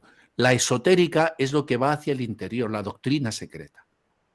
La doctrina secreta es la que está ahí. Y hay un hilo conductor emocional en todas ellas que te va a llevar a las mismas cosas. Incluso si tienes ganas de comerte mucho el coco y quieres estudiar a los dioses clásicos de la Grecia, verás en sus pasatiempos muchas cosas que te resultarán muy familiares. Muy familiares. Lo que pasa es que Brindavan, ¿sabes qué? Que ya me cansé de intelectualizar. Yo quiero darte un abrazo, Brindavan, muy pronto, a ver si te vienes por España. Y cuando Chaitanya se encontraba con sus devotos, ¿qué hacía? Se abrazaban y se revolcaban por la tierra y por la hierba y así se daban vueltas como una croqueta. Eso es lo que tenemos que buscar entre los devotos. Tenemos que ser los devotos de los abrazos, no los de los fracasos. Tenemos que convertirnos en los devotos de los abrazos, porque yo lo único que quiero sentir es la alegría que me da encontrarme con los devotos, que es lo mejor del mundo. Y sentir la felicidad entre los devotos y tener al Señor en el centro. Eso es lo que necesito. No necesito que me reciten tantas cosas ni que me señalen con el dedo. Estás caído, Prabhu, estás en Maya. ¿Y tú dónde estás? Entonces, tú estás en Maya, Prabhu. Y dice, ¿y tú dónde estás? Le dijo la sartén al cazo, ¿no? Tú estás en el fuego, le dijo la sartén al cazo. Dice, pues muy bien. Como dice en el cuento, solo hay una forma de miseria, solo hay una miseria bajo muchas formas. Solo hay una enseñanza espiritual bajo muchas formas, pero la enseñanza es una. Levantaron ahí la mano, Maharaj. No sé quién. Bueno, ¿quién? Pues que entren. Que entren. Yo, Prabhu Krishna Das. Sí. Sí. Sobre el perdón, usted estaba hablando abrir la cola. A veces decimos perdón, borrón y cuenta nueva, o perdono, pero nunca olvido. Y otro dice, bueno, puedo perdonar, pero tampoco tengo amnesia, ¿no? O sea, esa la estaba esperando. ¿Cómo cree usted que, hermano, como de una forma sana uno puede perdonar sin tampoco ser como, o sea, no hay como, uno no tiene amnesia, igual recuerda como la naturaleza que es difícil de cambiar, tanto de uno Ujú. como de otra persona con la que quizás ha habido una situación, ¿no? Pues mira, no hay verdadero perdón si no hay olvido. Siento daros una mala noticia, pero no puede haber perdón sin olvido. Puede haber recuerdo. Es decir, yo recuerdo las cosas que me han pasado. Víctor Frank no es que olvidara que estuvo en un campo de concentración, sino que eligió el perdón y no dejó que lo que le pasó en el campo de concentración le robara su amor. Decidió no guardar rencor. Renunció a la venganza. Renunció a recordar a sus verdugos como algo negativo, como algo que le dejó enganchado. Renunció al dolor de la ofensa. Renunció. Ese es el ejemplo que te dan los grandes acharyas. Es el ejemplo que te da Jesucristo, ¿no? Estando en la cruz y dice, perdónalos porque no saben lo que hacen. Está pidiendo incluso a Dios que no les tome en cuenta y lo están machacando. Y lo están machacando. A Haridas Thakur lo apalean en las plazas de todos los mercados y sin embargo él decide perdonar, y cuando los guardias están asustados porque ven que él no ha muerto y piensan que les va a suceder algo malo, pero ya no se atreven a seguir castigándole, ¿qué es lo que hace? Él dice, uy, uy, uy, no preocuparos, yo no deseo que por mi causa ninguno de vosotros sufra. Haridas Thakur, claro que se acordaba si le habían estado dando palo durante todo el día. Pero los bendijo. Imagínate qué grandeza, no preocuparos. Y él quedó como si estuviera muerto en un sueño místico y dijo, pues llevaron mi cuerpo, ahora mismo me muero para que vosotros no sufráis ningún daño. Imagínate a alguien que no quiere que ni siquiera su verdugo sufra el menor daño. Hay que olvidar. Lo único que sucede es que obviamente yo respeto a una serpiente, pero obviamente no me acuesto con ella, porque sé que la serpiente me va a morder. Entonces yo respeto, amo a la serpiente en su sitio. Por eso San Francisco te decía hermano lobo, hermano sol, hermano luna. Él llamaba hermano fuego, llamaba hermanos, veía la unidad de todo en el Señor. Por eso llamaba a la unidad de todos, hasta sus enemigos, son tus hermanos. Claro, eso es difícil desde la posición del ego de aceptar. Pero para perdonar tienes que olvidar la ofensa, pero no basta con perdonar. Hace poco hablando con Vishnu Maharaj de esto, en una de nuestras conversaciones, él me decía, Krishnadas, no basta con perdonar, tienes que bendecir. Tienes que bendecir a tu enemigo. Tienes que bendecirle. Y eso es lo que nos cuesta. Pues ¿de qué voy a bendecir yo a este tío asqueroso con lo que me ha hecho? Pues tienes que bendecirle, porque si no es con tu bendición no va a dejar de ser un asqueroso. Fíjate si es importante lo que tú tienes. ¿Tú amas? Pues si ama, bendice. Y si no bendices, no amas. Y si te encuentras al mayor pecador, tienes que bendecirlo, porque si no es por la bendición del devoto, si no es por la misericordia, ¿cómo va a salir de esa condición? ¿Cómo va a salir de esa condición? Tienes que bendecir a las almas caídas. Aunque hayan hecho las mayores atrocidades, bendícelas, porque si no, no van a salir de esa situación tan miserable. Apiádate de ellas. Maharaj. Y por ejemplo, ¿cómo uno puede tratar de evaluar en el sentido de que Arjun en la Bhagavad Gita también tiró las flechas y quiso perdonar a sus familiares, quiso perdonar ahí en el campo de batalla y el señor Krishna le dijo, acepta que ese es tu dharma, acepta ese es tu deber, tienes que regresar de acuerdo a tu dharma, pero al final también le dice renuncia, pero después que ha matado. ¿No? Después que le he enseñado que ha matado, como medio contradictorio todo eso, pues, ¿no? Vamos a ver, lo primero es que para poder actuar como Arjuna, tienes que ser como Arjuna. ¿Tú eres como Arjuna? ¿Eres un asociado eterno? Para poder tomar los atributos de Arjuna, uno tiene que ser como Arjuna. Y yo no soy como Arjuna. Así que yo no me puedo tomar a la ligera la instrucción y pensar que como el Señor le mandó a Arjuna a aniquilar al ejército, eso me da bula a mí para ir tirándole mis flechas a todos. Cuando sea como Arjuna, entonces podré estar en la situación de Arjuna y el Señor me autorizará o no a tirar las flechas. Eso ya de entrada. Y para continuar, Arjuna, al principio, el argumentario que hace es porque no quiere cumplir con su deber. No quiere, entre comillas, porque es un pasatiempo que hace Krishna. Pero lo que era cierto es que estaba el Señor Supremo delante. Estaba el Señor Supremo delante.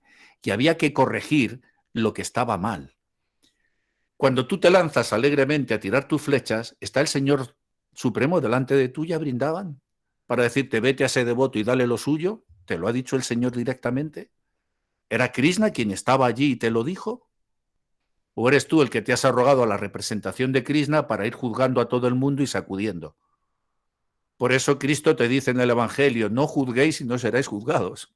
No juzgues y no serás juzgado.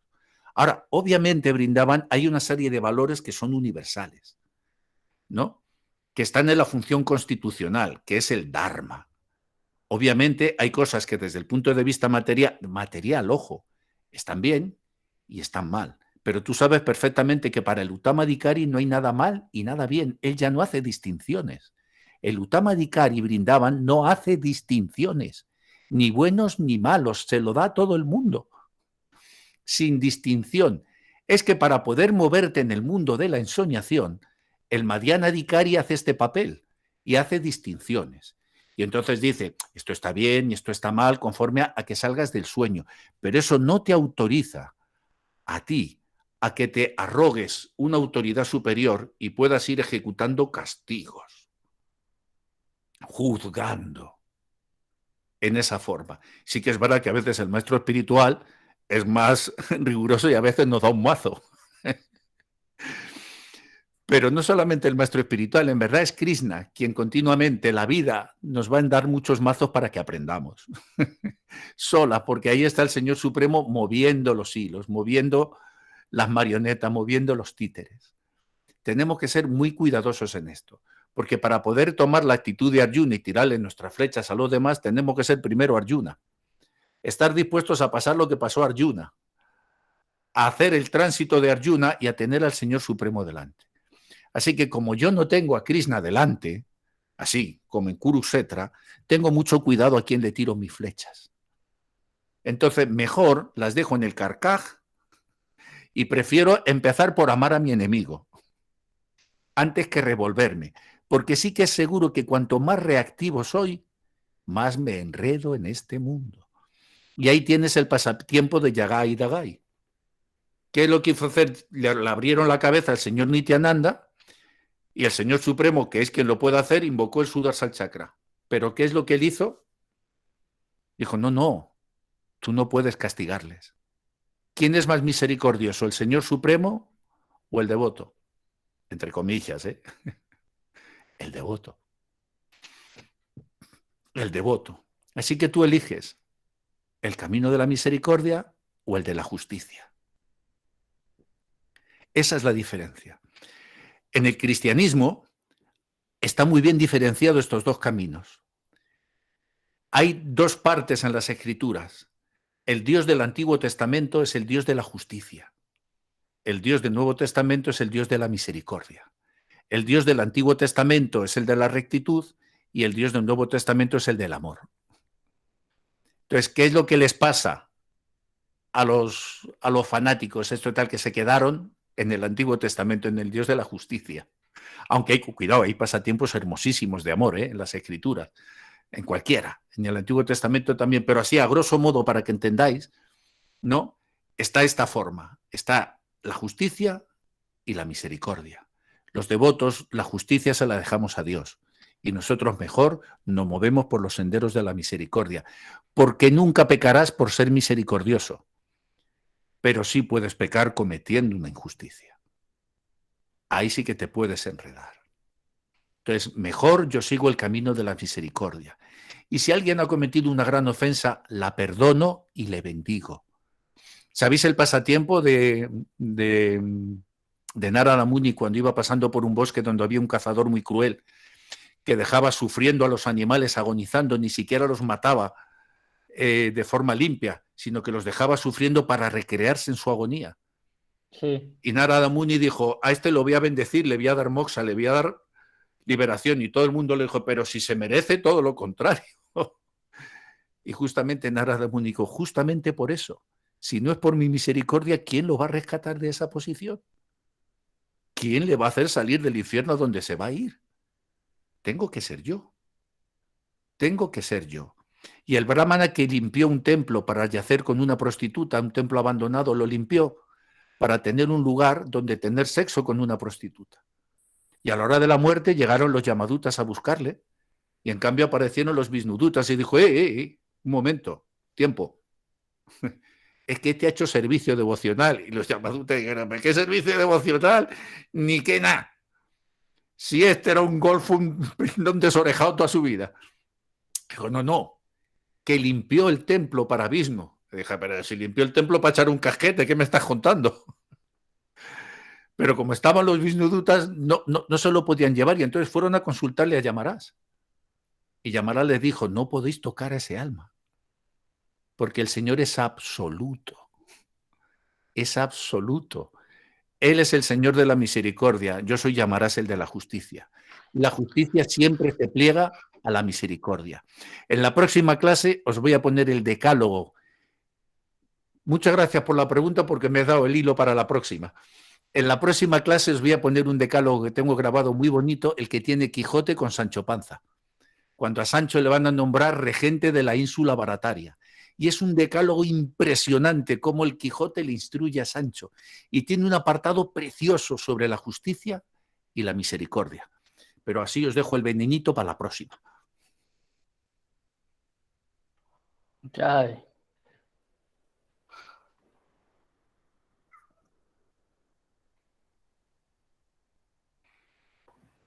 Aquí otra vez tienen la mano levantada. Bien, es que yo no lo veo. Brindarani, en Venezuela. Sí, no, el devoto que preguntó. No, Ah, ya no. Es Ya que está. no me sale aquí. No, ya está. Bueno, Ya. dale tu paso, en Gopísvara. ¿Qué quieres preguntar, Prabhu? No, ya preguntó, ya. Ah, Ya vale. está. Dale. Ya está todo. Bueno, ¿alguna más? ¿Alguna pregunta más? Es que hoy brindaban está azogado. Me acuerdo siempre haber escuchado No. de Bhaktisiddhanta Sarasvati y él amorosamente lo agarraba a palos a los mayavadis, ¿no?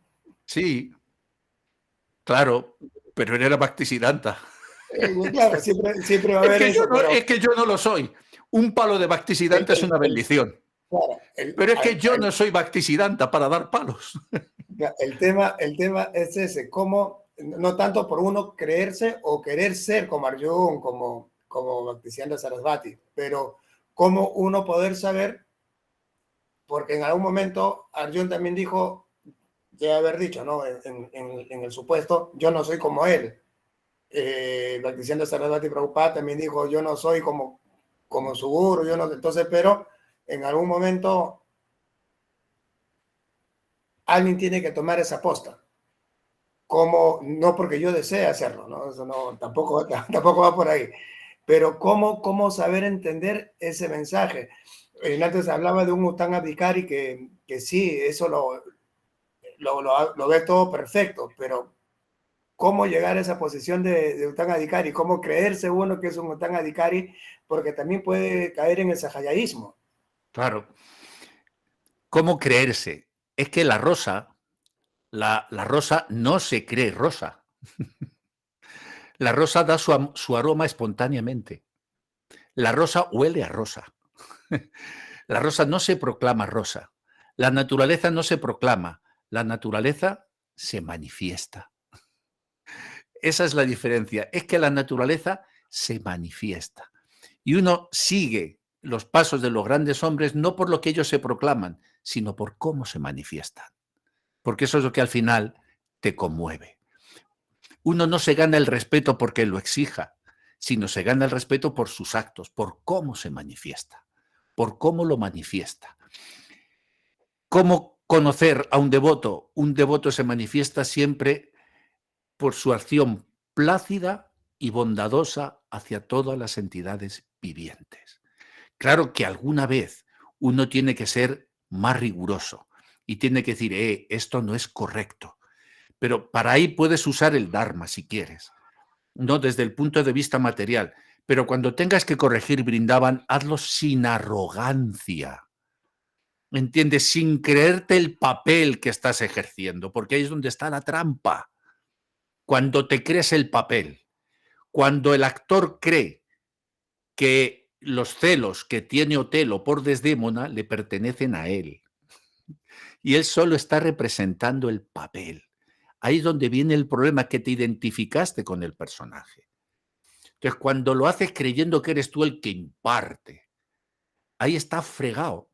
Puedes corregir tomando distancia, sabiendo que estás cumpliendo con tu deber, pero sin arrogancia, y sabiendo que mañana puedes ser tú el que va a recibir el palo.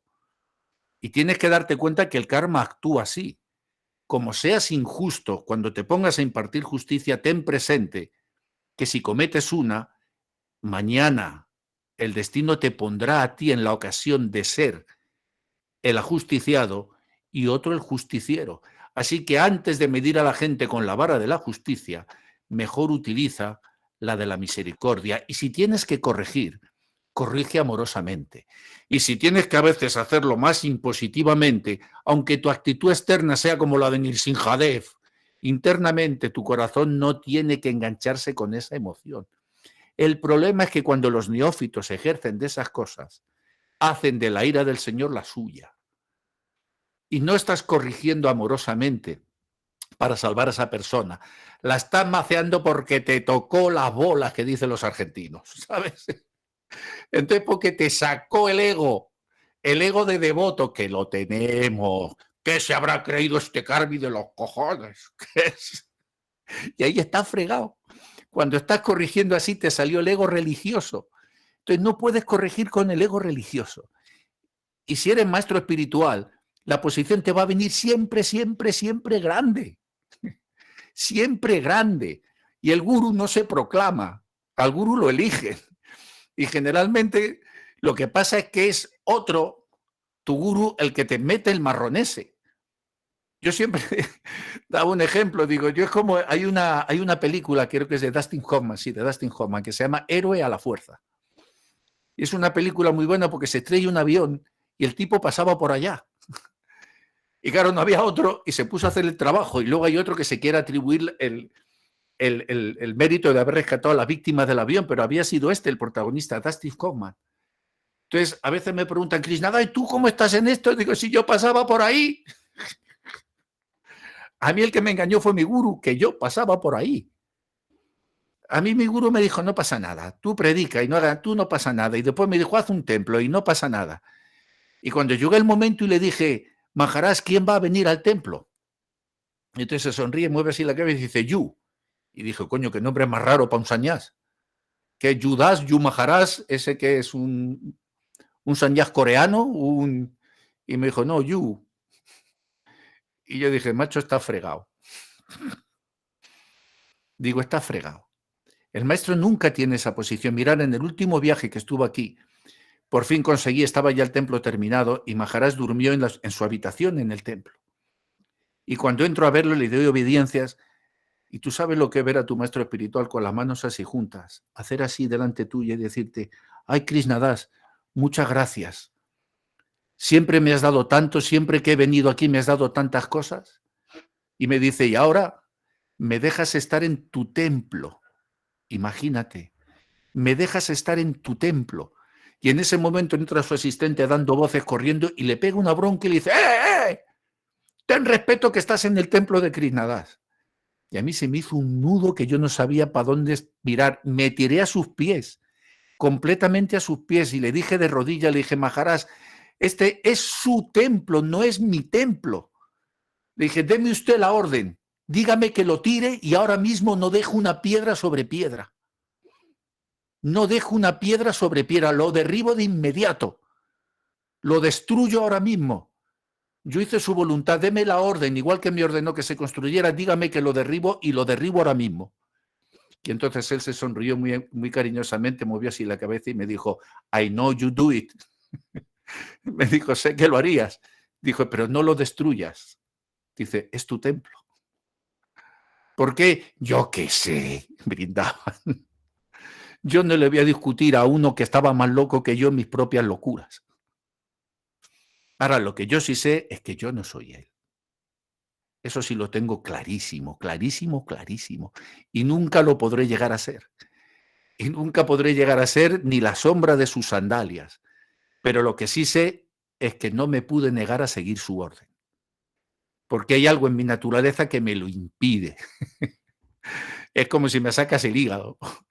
Prefiero morir a no seguir su instrucción. Porque si no, ¿para qué me entregué a él? Si no, ¿para qué me rendí a él? Pero eso, ellos son los Mahatmas. Por eso, aunque a veces tengamos que corregir, hay que hacerlo desde la misericordia. Aunque te tenga, es como el padre. Yo he regañado muchas veces a mis hijos. Y hoy fuerte, a veces te toca regañarles pesado, pero tú odias a tu hijo, alguno de los que tenéis aquí hijos, odiáis a vuestros hijos cuando los regañáis. Algunas veces te dan ganas de tirarlos por la ventana, ¿eh? Pero al final, ¿tú cómo vas a odiar a tu hijo? Tú no odias a tu hijo. Haces ese papel, le das el susto, pero luego te asomas por la habitación y cuando le ves durmiendo, lo arropas cariñosamente, le das un beso en la frente y lo bendices.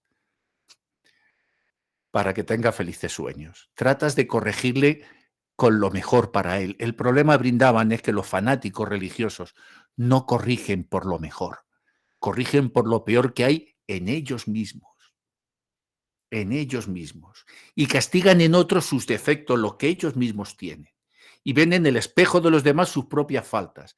Y como no se han enfrentado a sus propias carencias, entonces critican las carencias de los demás. Critico la lujuria mía en el otro. Critico los deseos míos en el otro y le maceo al otro. Antes de buscar el defecto a nadie, mírate los tuyos primeros. Por eso Cristo te dice, ves la paja en el ojo ajeno y no ves la viga en el propio. Si lo haces con esa actitud, no hay problema, brindaban. Cuando tengas que corregir, corrige, pero amorosamente, brindaban. Aunque tu lenguaje tenga que ser en algún momento duro, porque a veces es necesario, si no el templo sería un cachondeo. A veces tienes que corregir, pero después dale un abrazo. Pasado el tiempo, abraza al que le diste el maceo, anímale a seguir. Y después, cuando haya comprendido, amorosamente, busca la relación con él.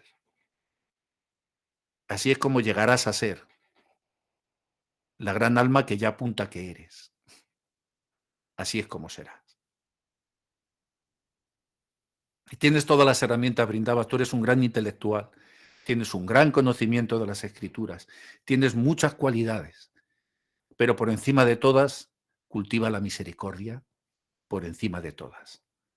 Busca el amor, porque con todo el conocimiento, si no hay amor, el conocimiento se desvanece.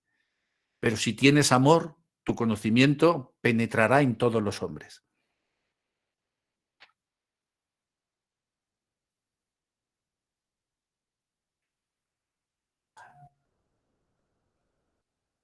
¿Alguna pregunta más?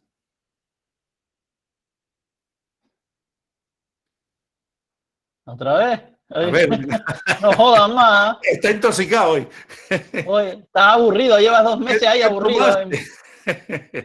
Dime, querido Brindaban. Estoy bromeando para verle la cara al Gope. No, Brindaban, yo me puedo estar todo el día y toda la noche contestando, porque para mí es un néctar. Claro. Sí, sí. Predica, y el primer devoto que se hace será tu mente. Aunque parezca mentira, yo no os estoy predicando a vosotros, me estoy predicando a mí, que soy muy tonto. y me olvido constantemente. Gracias a vosotros, a vuestra misericordia, es que yo puedo recordar todas estas cosas. Es gracias a vosotros que me obligáis a recordarlas. Si no, ya sería un pendón desorejado caminando por cualquier lado. Bueno, pues si os parece, la próxima os voy a poner la mística del Quijote y las escrituras. Porque hay que buscar, mirad, lo apasionante de esto es que tenemos que ir descubriendo el juego de pistas que Krishna nos ha ido dejando. Todas las gotas de néctar que ha ido dejando escondidas para que las descubramos. Amar a Krishna es un juego de pistas. Y hay que encontrar todas las gotas de néctar que nos fue dejando. Como pulgarcito para encontrar el camino de regreso buscando las miguitas de pan. Así que si queréis, yo creo que el próximo domingo estoy también libre. Vale. Sí, Pero el próximo domingo hablamos sobre la justicia y la misericordia. Ese va a ser el tema de la próxima clase. Y entonces os pondré este fragmento que tengo grabado también del Quijote, el diálogo entre el Quijote y Sancho Panza. Yo puse en el WhatsApp del Yagana el tiempo. Bueno, pues igual. Ok, me lo bajé de ahí del drive de Radabálava. Ah, vale. Sí, te bajaste el cuento. ¿El cuento? Ajá. Ah, perfecto, sí, perfecto. Lo puse ahí. Perfecto. Ya. Pues ahí tenéis. Muy a tiempo lo hiciste. Venga, queridos devotos, que os quiero una jarta a todos. Menos a Parayita, que no la quiero una jarta. La quiero una jarta y media. Ahí se quedó parada. Sí, Mira, se quedó así congelada. congelada. Mismo si Matri Subadra. La dejamos frisada, que dicen por allá. Bueno. Venga, devotos. Haribol, Hare Krishna. Gracias, man. Gracias. Haribol.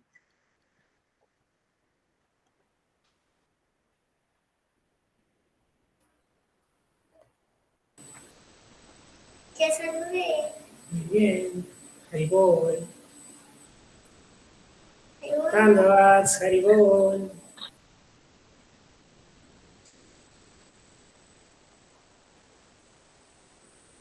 Cierto.